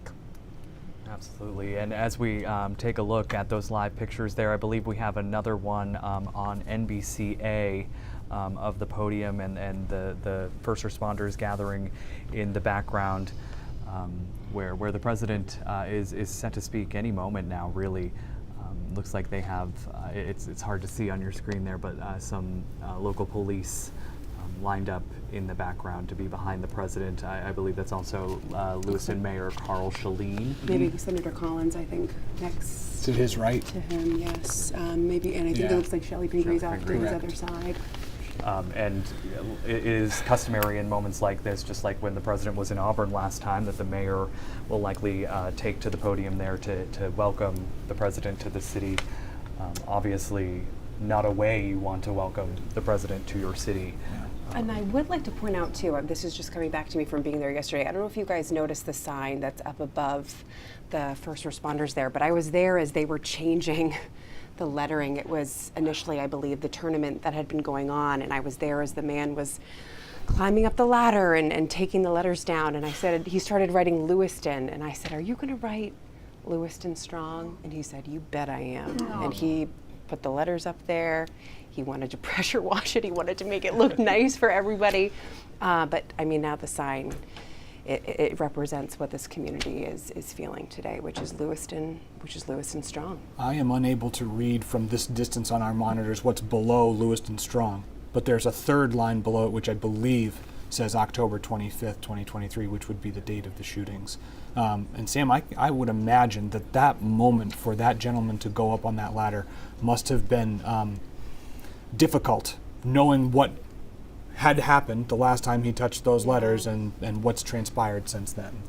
Absolutely. And just from being there yesterday and talking to some of the people there that were kind of helping to get everything ready for today, they were just telling me just how many people just rushed to come together. So this man, simply just changing the signs, but that's just an example of people are coming from wherever to do what they can. They're not sleeping, they're not eating, they're not doing any of that stuff. They're trying to be together right now and support one another. And I think that's a true testament to Maine and our state and what we do after such tragic events, and especially after one that we've never had to face before.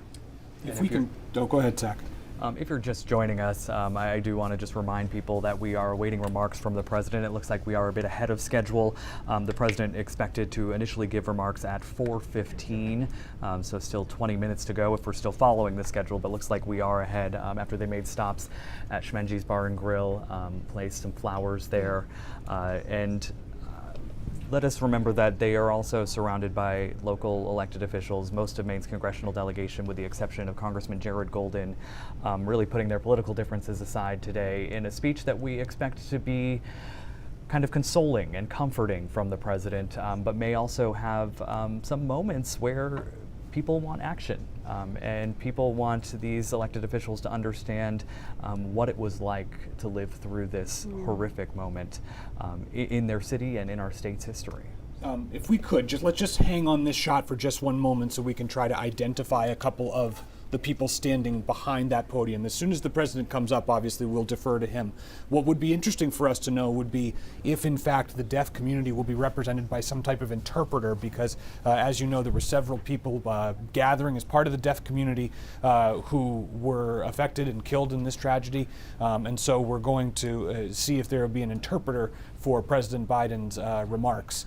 So what you can see if you're looking at the podium, directly to the right of the microphone on the right, you'll see a man who's bald. That's Joe Philippon. He is a Lewiston police officer, has been there for a very, very long time, and has also started to move forward the effort for the city's public art commission, something that I covered back in the summer about how the city is trying to redefine itself. And this was actually before any of these shooting events took place, that the city has been trying to kind of change the narrative around it being often referenced as sort of a rough city with a difficult past. To his right is an officer in a cap, and then diagonally back to the right in a blue tie is Lewiston Police Chief Dave St. Pierre. Let's listen in. This may be a microphone check, but let's listen in to see what's about to happen. That's true. Okay, it appears that is just a microphone check. Obviously, directly to the right of the podium wearing the glasses, that is Senator Angus King. And then if you were to look to Dave St. Pierre, which is over Senator King's left shoulder wearing the blue tie, to his right in a patterned tie and a white shirt, that is Department of Public Safety Commissioner Michael Soschuk. Again, who was instrumental in leading the media briefings that many of us in the local media had broadcast to the public to make sure that they were informed of the latest on the investigation. Now you can see President Joe Biden, along with the First Lady, and Governor Janet Mills appear to be holding hands in hand as they approach the podium. Sign of solidarity.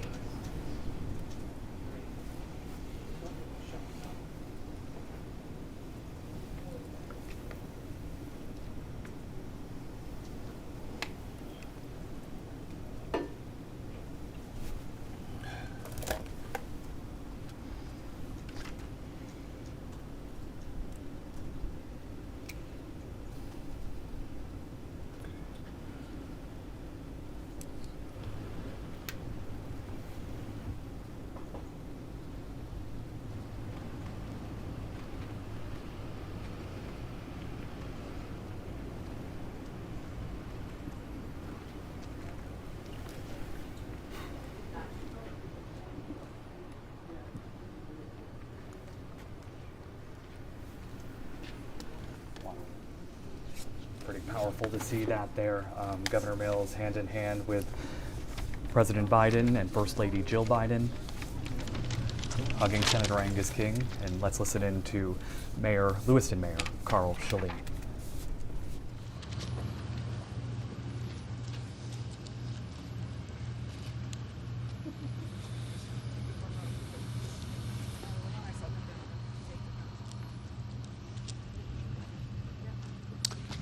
Hello, everyone.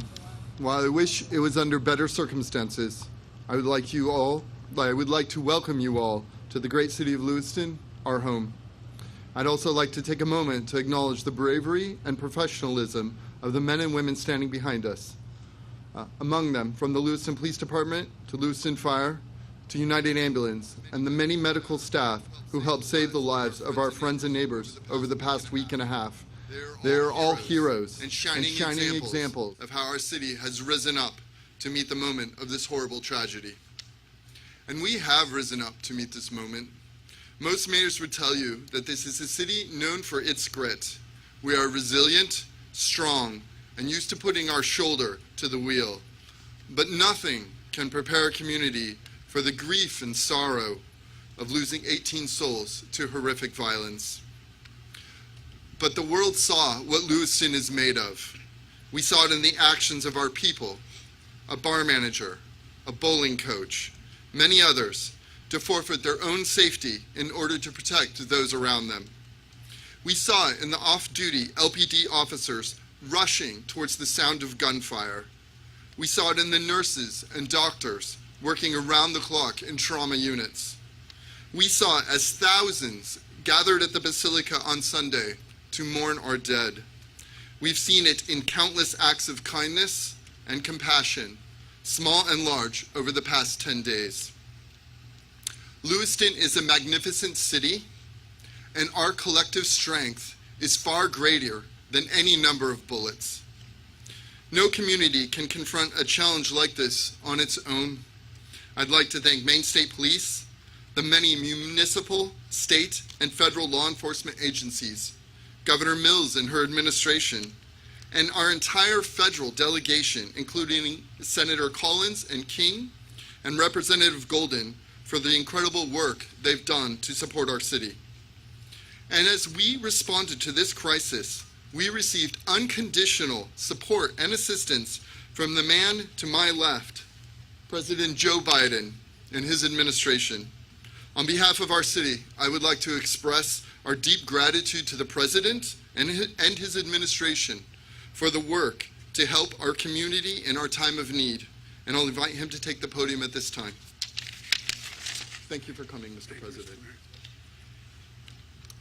Governor Mills, Mr. Mayor, Senator Collins, Senator King, and Charlene Pingree. Look, he couldn't be here, but I also want to acknowledge Representative Jared Golden and all the people of Maine. Jill and I have done too many of these. Jill and I are here, though, on behalf of the American people, to grieve with you and to make sure you know that you're not alone. We just visited a memorial at the restaurant, and we're here at the bowling alley where we met with the first responders standing behind me. You know, we'll never forget the trauma they experienced. And as I said, can't express how much we appreciate what you did. And also, the members from the nurses and docs in the hospital who took care of these folks. I don't know how they do it. We're also meeting with survivors and families of the victims who will never quite be the same. No pain's the same, but we know what it's like to lose a piece of our soul, and the depths of loss is so profound. Some of us have been there. 18 precious souls stolen, 13 wounded, children, grandchildren, spouses, siblings, parents, grandparents, bowling coaches, union workers, beloved members, advocates and friends of Lewiston deaf and hard of hearing community. All of them live lives of love and service and sacrifice. We also remember the survivors who will forever carry the memories of the physical and emotional scars of this. They should be embraced. I know you will. I know you do. You know, as we mourn today in Maine, this tragedy opens a painful wounds all across the country. Too many Americans have lost loved ones or survived the trauma of gun violence. I know because Jill and I have met with them in Buffalo and Uvalde and Monterey Park and Sandy Hook and all. I've done, anyway, too many to count. Too many to count. From places that never make the news all across America. It's about bringing people together, different voices and perspectives, for an honest conversation on what's to be a long road to recovery. You know, and I've been at this a long time. I know consensus is ultimately possible. This is about common sense, reasonable, responsible measures to protect our children, our families, our communities. Because regardless of our politics, this is about protecting our freedom to go to a bowling alley, a restaurant, a school, a church, without being shot and killed.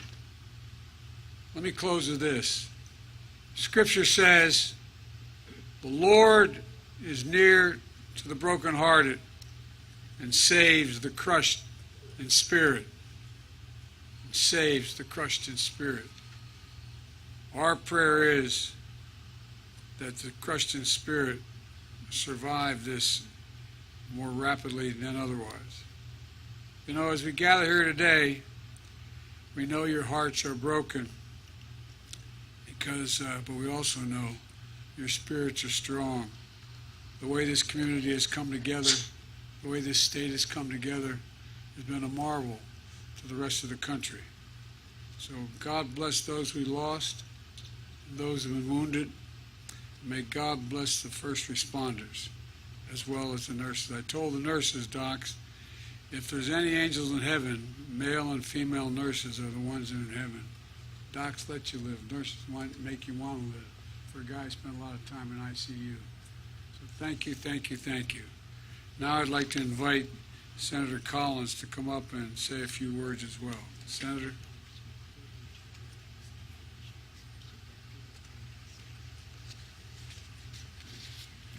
Thank you very much, Mr. President.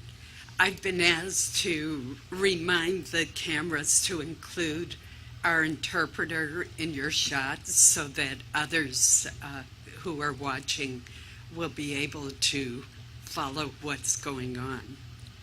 First, let me express my deep gratitude to the President and the First Lady for being here. It means so much to this community and to the entire state of Maine. I also want to thank our first responders who are there behind us, and all of the federal, state, and local officials who have responded to this heinous killings. October 7th is a day that is seared in our memories, a day of horror and grief, but also a day of courage and compassion. To the families of those who lost loved ones, I offer this proverb: death leaves a heartache that no one can heal. Love leaves a memory that no one can steal. In their memory, let us continue to support those who've lost loved ones, those who are injured, those who are recovering. As they grieve, let them know that we are with them. And let us ensure that what makes Lewiston and all the communities in this close-knit area so special continues. Lewiston strong. To my friends in the deaf community,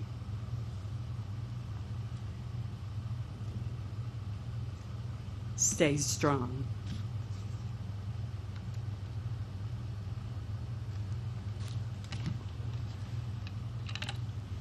It is fitting that a president who has known the depths of personal grief has come to Maine and to Lewiston today to share the grief of our families and our state.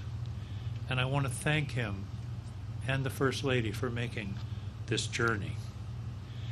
There's little that we can say or do to ease the pain of a tragedy like this, but we have to start by acknowledging it and committing ourselves to the sacred duty of remembering those who we have lost.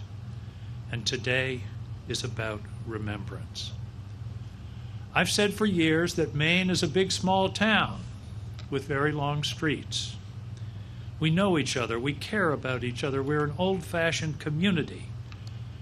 And that's why this tragedy has hit us so hard. What happened last week was a tear in the fabric of that community. But it will heal, as we come together in respect, in remembrance, and in love. God bless those we have lost and those they left behind. And God bless the state of Maine.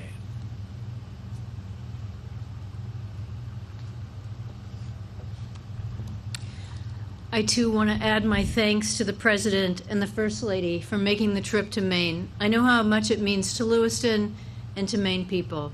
And frankly, no one is better than this President at comforting someone, at telling them that eventually it will be better, at letting them talk about the family member they've lost. We are so grateful that you took the time to be here with all of us.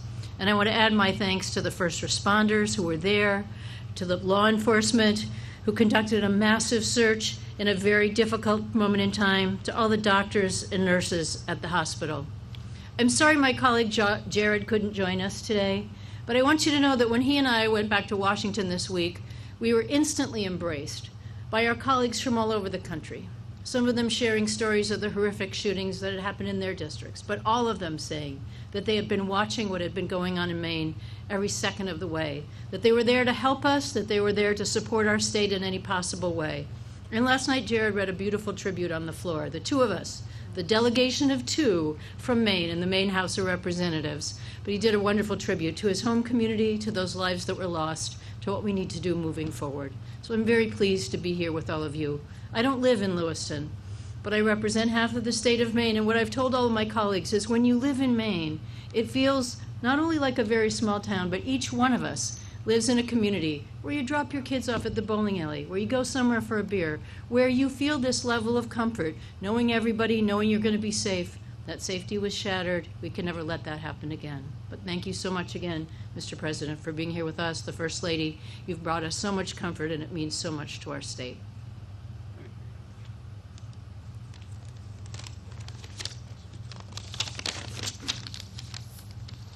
President Biden, Dr. Biden, on behalf of the people of Lewiston and on behalf of the people of Maine, thank you from the bottom of my heart for coming here today. We're enduring unfathomable pain, from the families of those tragically taken from us, to those who are injured, to all the people of Lewiston, to all the people of Maine. But out of this darkness, I believe there is light. I believe there is hope. I see it in the people of Lewiston, a people who are as resilient as they are kind, a people who are as strong as they are compassionate. That hope, that love is all around us today. It is in every blue heart, in every window. It is in every ribbon tied on every telephone pole. It is in every thank you card written by every volunteer. It's in every small act of kindness. It is the love that is in our hearts for one another. Today we honor the lives of the 18 beloved people we lost, and we grieve with their families. We wrap our arms around those who were injured, and we give unending gratitude to the law enforcement officers and our healthcare professionals whose heroic actions saved lives. Mr. President, in this difficult time, we take comfort and solace in knowing that the entire nation stands with Lewiston and with Maine. We feel the warmth of your visit and the strength of your unwavering support for our state. And we see love and hope in the future, as difficult as that may be.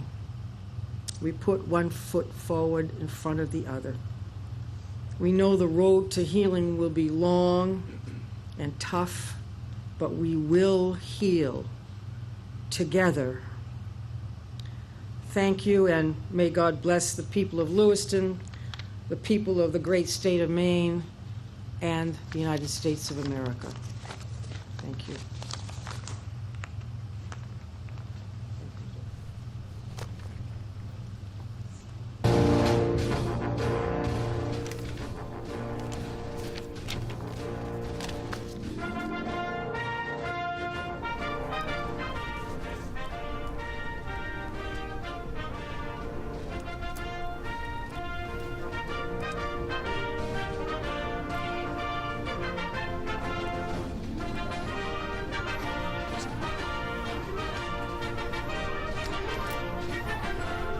We just heard from President Joe Biden, Governor Janet Mills, our entire congressional delegation, although Jared Golden was not in attendance. And also we started that with Lewiston Mayor Carl Shaleen. He welcomed, acknowledged everyone who was there, including the Lewiston police, the fire, and everyone in between. He said that the people who were there had forfeited their own safety. There were off-duty officers that ran to the scene that day. He thanked the nurses and doctors who were there, who were dealing with the trauma as those patients came in, the victims came in. Thanks state police, the federal delegation that was there. And he did thank Jared Golden, even though he was not in attendance.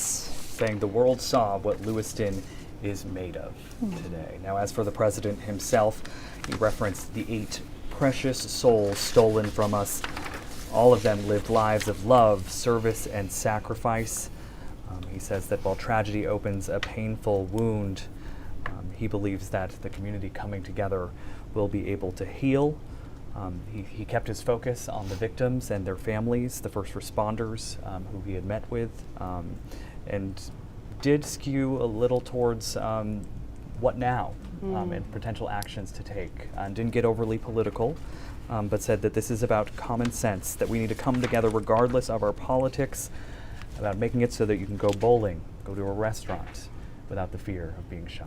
He is now traveling according to his schedule, I believe, to meet with the families and victims of these horrific attacks, of which there are 18 people taken from us tragically and senselessly, as well as the 13 injured people who, as many of them mentioned, will now have to live with the both physical and mental scars of what they've endured. And Hannah, we heard similar sentiments from Senator Susan Collins as well. Yeah, I mean, she had a pretty powerful moment there, acknowledging the deaf community at the start and at the conclusion of her time at the podium, making sure that the interpreter was included, which is something that we've been very mindful of as a state since this tragedy happened, knowing its impact on the deaf community and how important it is to have accessible information for everyone.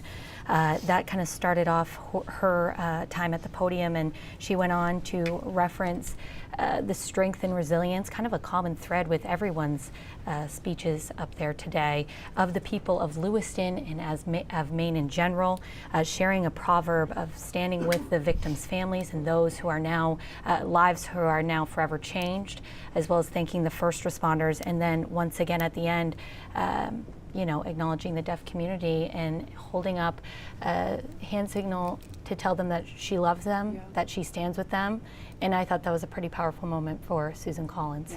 Yeah. Absolutely. Those iconic images we had seen from many of the, as the president's limousine pulls away from the Just-in-Time Recreation Center, says the first responders are there as the motorcade pulls away. And as you can see on that sign, we had wondered what that second line said. It says, "Lewiston Strong, remembering our loss, October 25th, 2023.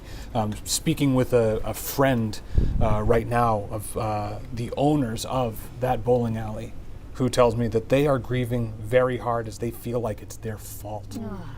And that this person's been with them the last 2 days at both the services for Tricia Aslin and Ron Morin, reassuring that we all love them. We're going to be by their side no matter what. And that's really the first time, at least me personally, that I have heard an account of what the people who owned and worked at these locations have really been trying to process through all of this. Senator King, in his speech, referenced a lot of the themes that we have heard so many times, which I think is why this tragedy has ended up being so impactful for our community. The two of you have lived here, for your entire lives. Zach, you've lived in New Hampshire. I've spent some time in Maine. And Senator King couldn't be more correct as he echoes that theme that Maine is a big small town with long streets, communities where places, people, know everybody around the corner from them.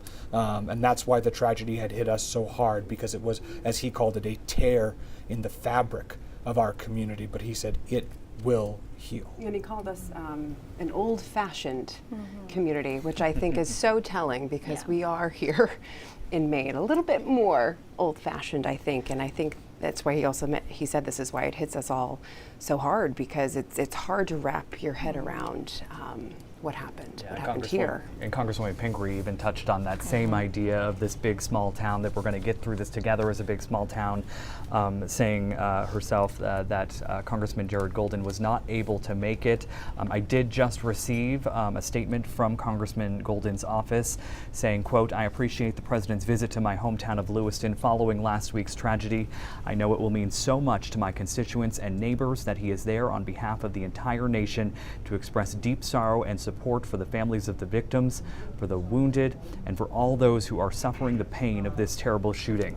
I feel like all Mainers a deep sadness for our community, but I have also find comfort in knowing the strength and resiliency of the Maine spirit, which has been on full display these past few days. While I'm not traveling with the president, I will be home in Lewiston with my family this weekend before returning to my duty in Congress next week.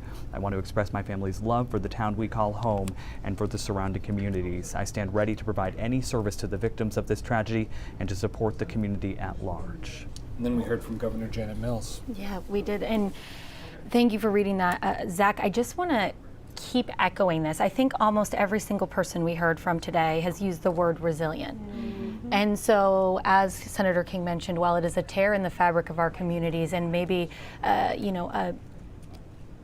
shaking us up a bit in terms of safety in these towns that we are so used to being safe, and Maine in general kind of having this feeling of being just a safe state, it certainly isn't something that is long lasting. And I think while people are maybe briefly losing faith in some things, especially for families of the victims, I hope the faith remains in the state of Maine and the people of Maine, because we've seen them step up in ways, as Governor Mills mentioned, that have been quite remarkable. So Governor Mills going on to say that while we are dealing with so much unfathomable pain, it is really, she's kind of ending her time at the podium with it being one foot in front of the other, and that we will get through this together. It is a long, tough road ahead, but together, arm in arm, the people of Maine will be able to make it through, as these communities, referencing Senator King again, are just as strong as they are compassionate and just as resilient as they are kind.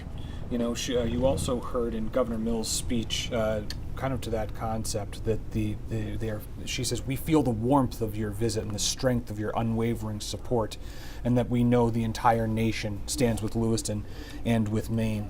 And as part of that, we have reminded you that today is Love Lewiston Day, where you heard in Governor Mills' speech, she referenced the ribbons tied around telephone poles, the blue hearts in every window, in which she also posted some of her own at the Blaine House, blue hearts in recognition of Love Lewiston Day, which is a day for people to find, essentially, as the website indicates, any way that you feel you can spread love in your community today, because I feel like, as the other term that we heard in addition to resiliency was love, and something that the people in this state, the people in these communities desperately need so much right now. Yeah, that makes me actually want to bring back a line from Susan Collins before we get to, we do want to remember the victims and pull up that image of their photographs. But Senator Collins saying, death leaves a heartache that no one can heal. Love leaves a memory no one can steal. And the president is about to meet with the families of those victims. It appears, based on what our camera is showing us, that he has arrived outside of the Geiger Elementary School in Lewiston, and that the delegation is walking in there now. And so as they walk in, I think it would probably be an appropriate time for us to remind you, all of the viewers watching us right now, of the 18 people that we so tragically lost. Yeah, there are the photos there on your screen.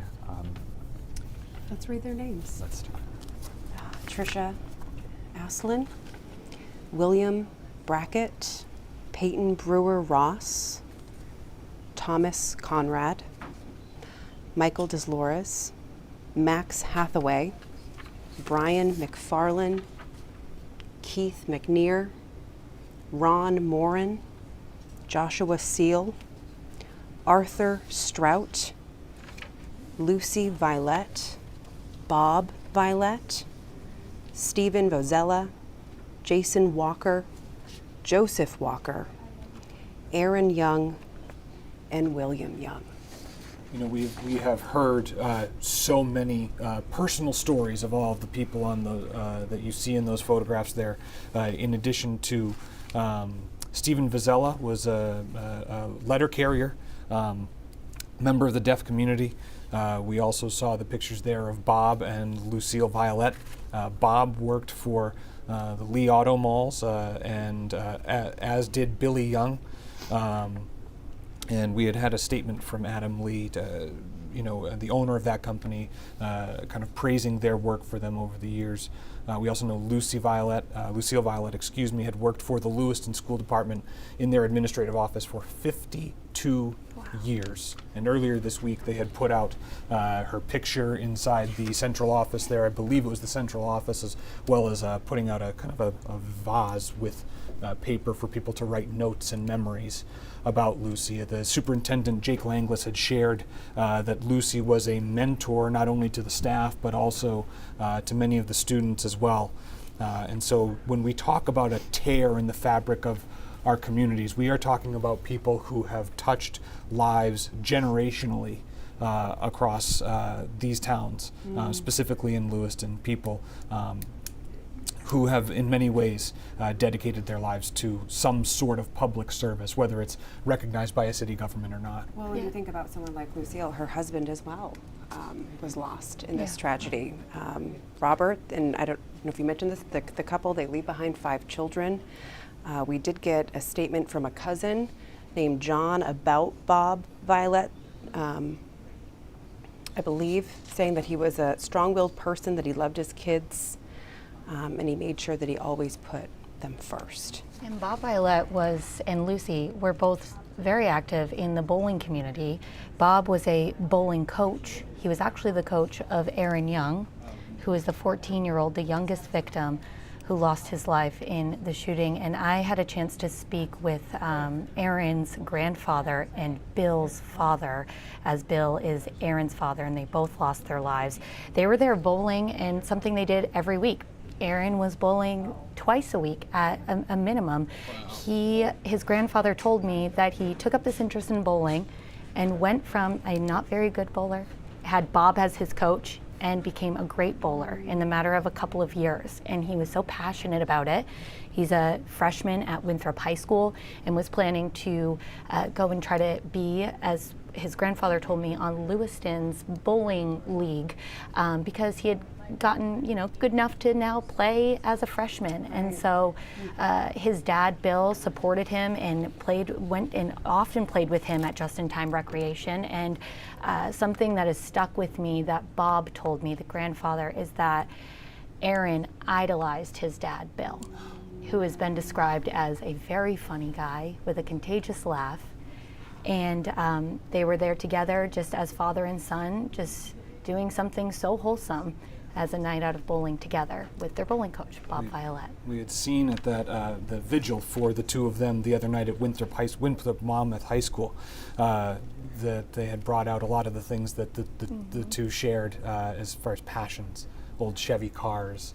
It was nice to see that was a way that they had been remembered by their community for, again, the lives that they lived and not the way that they died. Absolutely. And that's what the president and other elected officials really tried to focus on. And as they continue their trip here in Maine, they are meeting with the very people we're talking about, the ones who are grieving unimaginable loss right now in a understandably closed press event at the elementary school there. But we will, of course, continue to have coverage as this trip continues and the president makes his way eventually back to Brunswick, where Air Force One will take off. News Center Maine's Sam Rogers has been there from the very start. And Sam, I know you spoke to some people that were gathered there. Yeah, Zach, well, for the past 2 hours or so, ever since the president and 3/4 of our congressional delegation got on Marine One to Lewiston, we kind of moved down the hangars. If you've been to the Brunswick Executive Airport facility, you know there are some businesses here, some manufacturing companies. So there's a lot of different hangars and parking lots where folks can come to check out. As just sounds like the second plane. So if you're with us around noon today, we told you that there were 2 planes on the runway. The second plane, not Air Force One, but a second presidential plane, it sounded like it just took off. But Air Force One is behind us. We've switched locations, and this is where a lot of members of the public came to try to get a glimpse of the president as he made his way to Maine. And we spoke with a few people. I just want to speak to the messages that they wanted to share.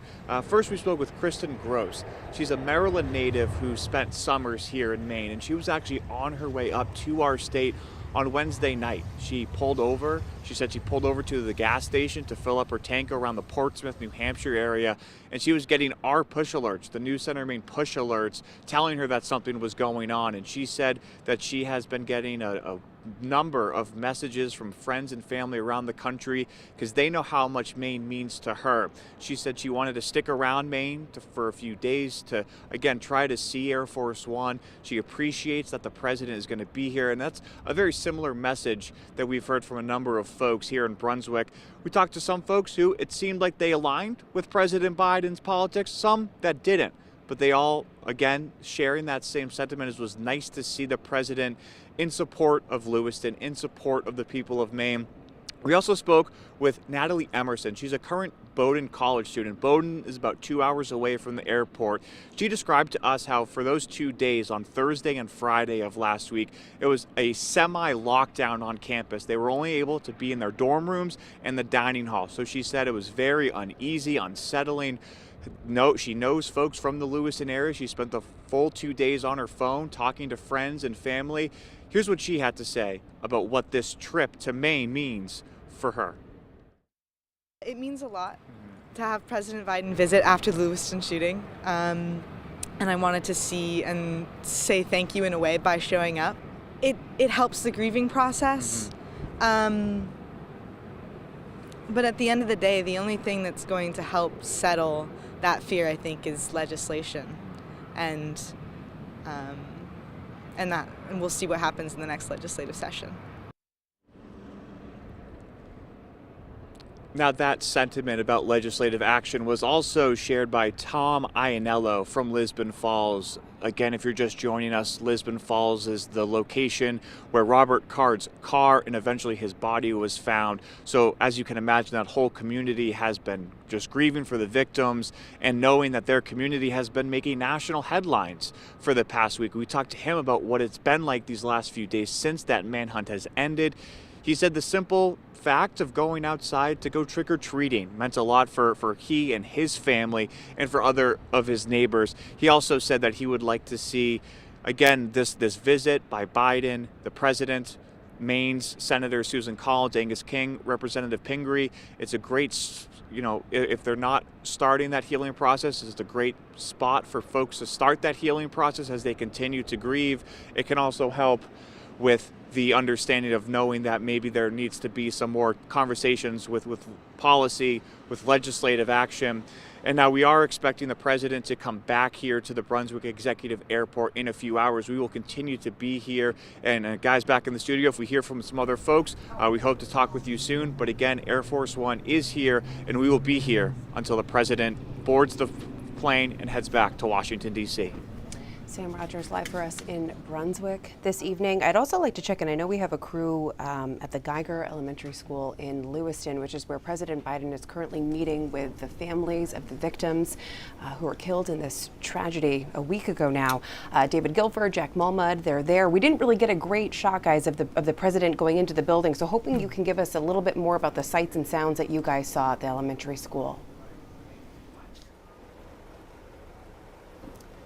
Yes, good evening, Sam. We didn't have a great shot here because within about 3 to 5 minutes of the president and the motorcade arriving, police swarmed this area and the street has been blocked off since. And just to give you a sense of where we are, we're less than a half mile as the crow flies from Just-in-Time Recreation. So they had a very short drive through this area coming in to meet with families. We saw, we didn't see the president come out of the presidential limo. They drove behind the building, but we saw among the other cars in that line, we saw Mayor Carl Chalene, Congresswoman Shelley Pingree get out. So that group that joined the president and first lady at these two memorial sites came here to speak to and to hear from the victims and their families.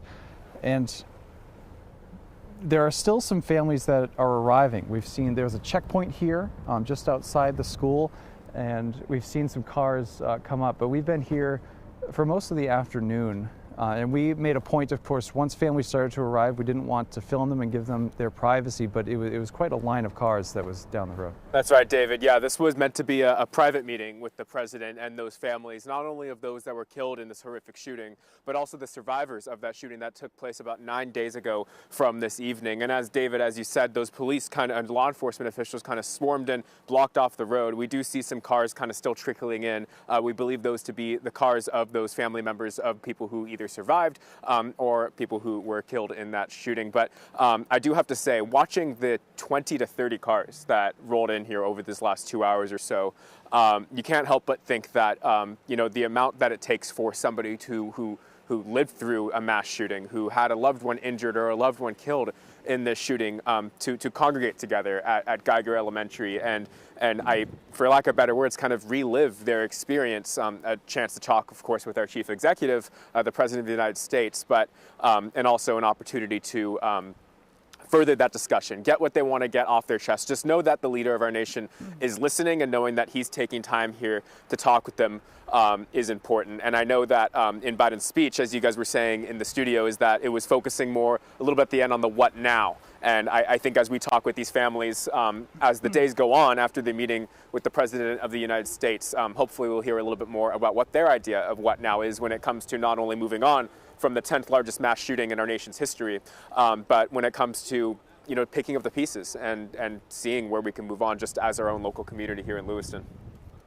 And of course, we'll be here throughout the duration. We can't go anywhere anyway, but we'll see how long the President, the First Lady, and that whole group spends here at this elementary school with the families. I know they were ahead of schedule, so I imagine they'll take as much time as they need here. Sam? All right, David Guildford and Jack Mulmud outside Geiger Elementary School in Lewiston. I will say one thing that is maybe just a point of significance, if nothing else. You will see in some of those shots some white cruisers with a green stripe down the side with some yellow pinstripes on top of it. Those are Saginaw County Sheriff's deputies' vehicles. That is significant because that was the agency that had probably the most contact with the shooter in the months leading up to the devastation that he leveled against all of these people.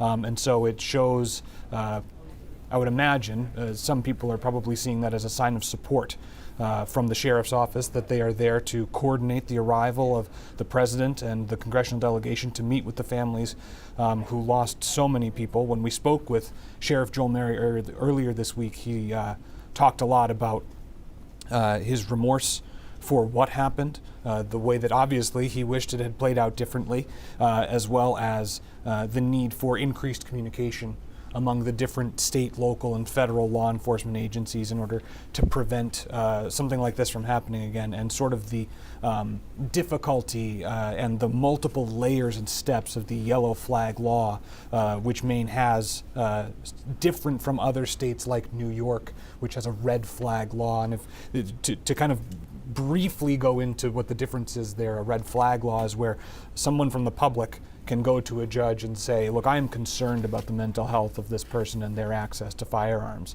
And that judge can create an order that would allow law enforcement to separate them from that.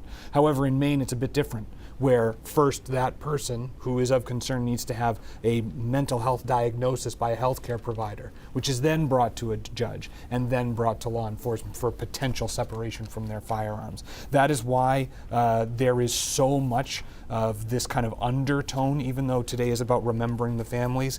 There is a lot of discussion about the policies in our state and federally, and I know that the Saginaw County Sheriff's Office, after hearing from Sheriff Mary, feels they did everything they could with the resources that they had available to them, in addition to the fact that they weren't able to make face-to-face contact with Robert Card before this all happened. And so I know that the sheriff is feeling very sorry for the loss of these 18 lives, as well as the 13 other people injured in these attacks. And those conversations will no doubt continue, but let us also not forget that all of these law enforcement officers and first responders they have to keep going. Mm-hmm. They have to go back to work. Right, yeah. And they're on the event today. They're covering security for the president today. They're there today, and they have to just wake up the next morning and keep going to work and keep doing the job, many of them after experiencing probably the worst night of their lives. And earlier, the president made a stop at one of those places where officers rushed to outside of Schmenge's Bar and Grill. Our reporter Tracy Hinson has been there from the start. And Tracy, it was kind of a powerful moment as the president and first lady laid flowers at a growing memorial there. Yes, and they came right down River Road there, right before it meets Lincoln Street. And they were led in by Maine state troopers, some of them perhaps some that took place in that manhunt. So they came in, they actually parked in the Schmenge's parking lot there. They walked out. They did walk past a sign that was placed this morning that said, "Fix the mental health care system," possibly a message for Biden on his visit today. So as he walked in, he then passed through the memorial. This memorial has grown drastically in the past few days. More and more flowers have been laid down. Pumpkins have been set out, and you're starting to see more pictures of the victims, as well as the addition of signs that say Lewiston Strong. Him and Jill Biden, First Lady Jill Biden, laid down a beautiful bouquet of tightly white roses and a little bit of greenery, a little bit modest in some, with a beautiful white ribbon. They laid that down at the site. There was a moment of silence. Now, there were quite a few cars and Secret Service members here, and a couple, very few, probably 3 or 4 people who came to try to see the president from this vantage point. And at that time of that moment of silence, it was just a hush over the entire crowd of us here gathered, and it was quick. So he came in, they laid the flowers down, he had that moment of silence, and then he walked back to the car, and then that motorcade just came right back down Lincoln Street as they made their way to their next destination here. I think probably one of the most powerful things is just the motorcade of the president being surrounded by Maine state law enforcement. So it was pretty powerful to see. Tracy Hinson at Schmenge's Bar and Grill, thank you so much. We have talked a lot about the people who were killed. There are also several still recovering from this. The last update that we had gotten from Central Maine Medical Center, which was where many of those injured had gone, I believe, was that there was only 1 patient remaining in critical condition. 2 had been upgraded to a stable condition. Now, that can be difficult because a stable condition does not necessarily indicate the severity of somebody's injuries, but simply that their vital signs are stable. That could be somebody who potentially is in a coma. There are people now who have recovered. They've since come out of the hospital. We've spoken with their family members, and one of them was Tom Gabberti. He was the manager of the bowling alley, correct? Correct. I know that our Jack Mulmud had a chance to speak with his nephew, who I believe is the one who organized his GoFundMe page. A lot of information on that GoFundMe page about Tom, who was friends with Bob Violette and was at the bowling alley that night. This is all according to his GoFundMe page, that he was watching the Youth Bowling League with Bob when he went into the back to get a screwdriver. And when he came out, this is a quote, he was greeted with bright flashes of light. And it says that he then motioned for kids to follow him, to escort them out the back door to safety. And as he got the last kid out, he was shot several times in his leg. A true hero in all of this. And I know that Tom is one of the ones we are so fortunate to be keeping in this community that has been released from the hospital, recovering with families. Shirley lost so many friends and community members, but my goodness, we have heard about some of the most remarkable, I keep using the word, but truly remarkable Mainers that were victims of this shooting, or those that are injured, who, as one of our congressional leaders there mentioned, put their lives before others. And it speaks to the character and to what this state is all about, that even in those terrifying moments, you don't know how you're going to react. And for Tom, his first thought was to save the kids. And I just think, yeah, it just speaks volumes to who he is too, and we're, as I mentioned, lucky to still have him.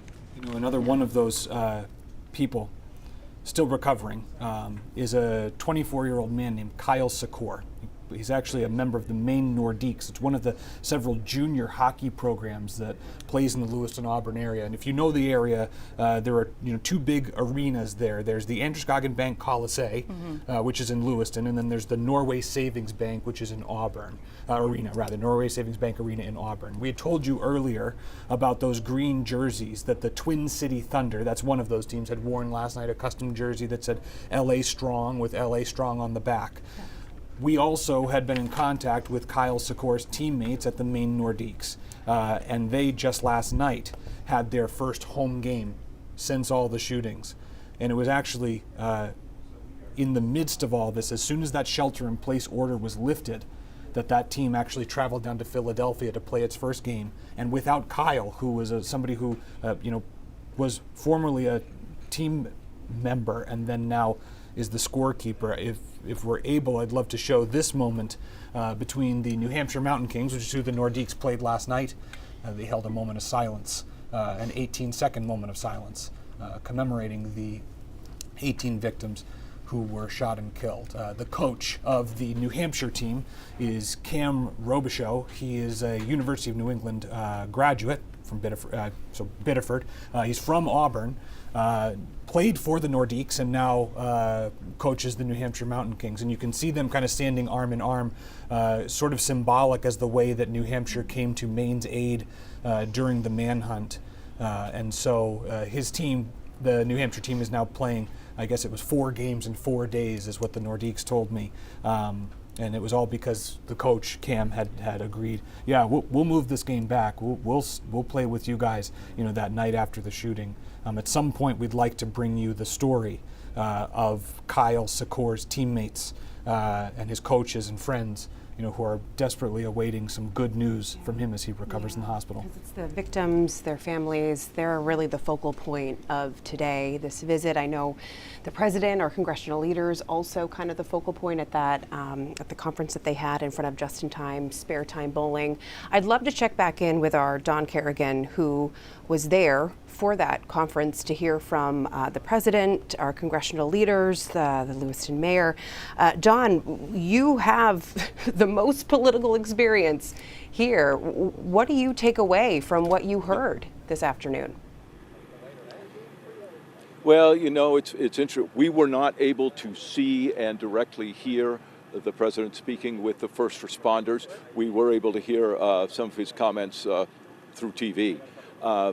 But we talked just a couple of minutes ago with 2 of the people who were part of that audience, who got to greet the president and hear him and the governor and the congressional folks speak.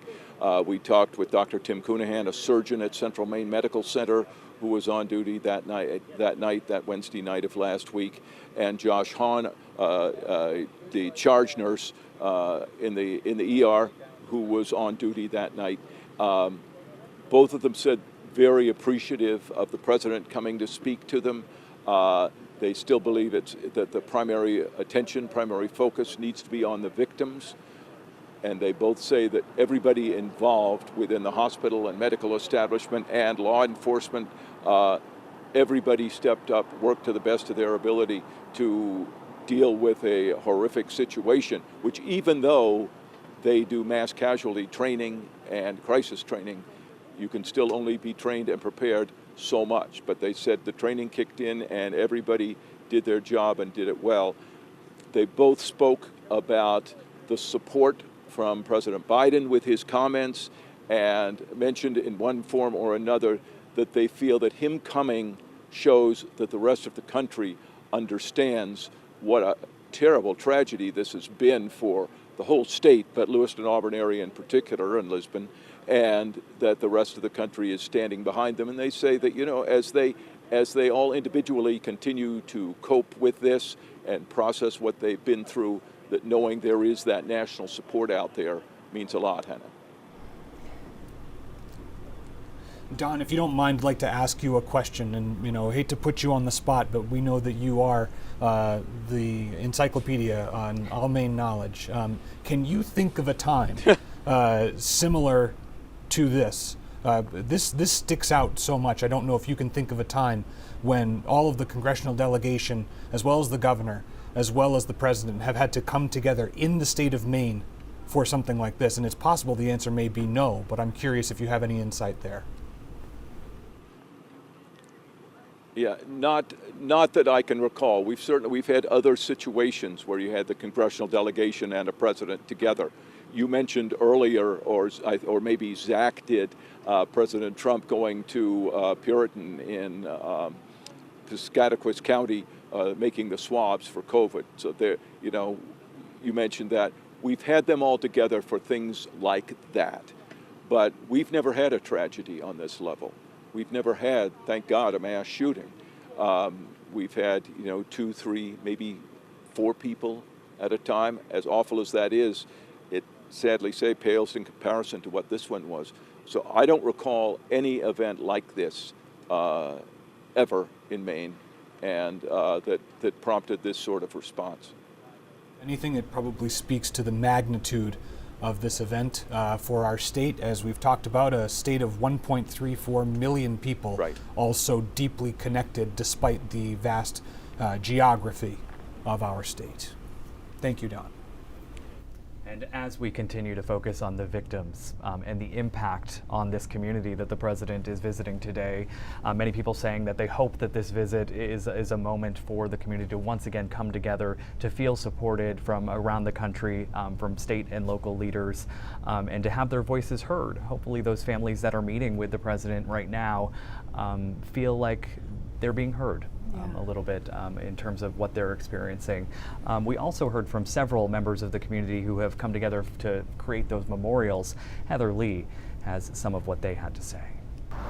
My heart is just healing and just great sorrow for everybody. I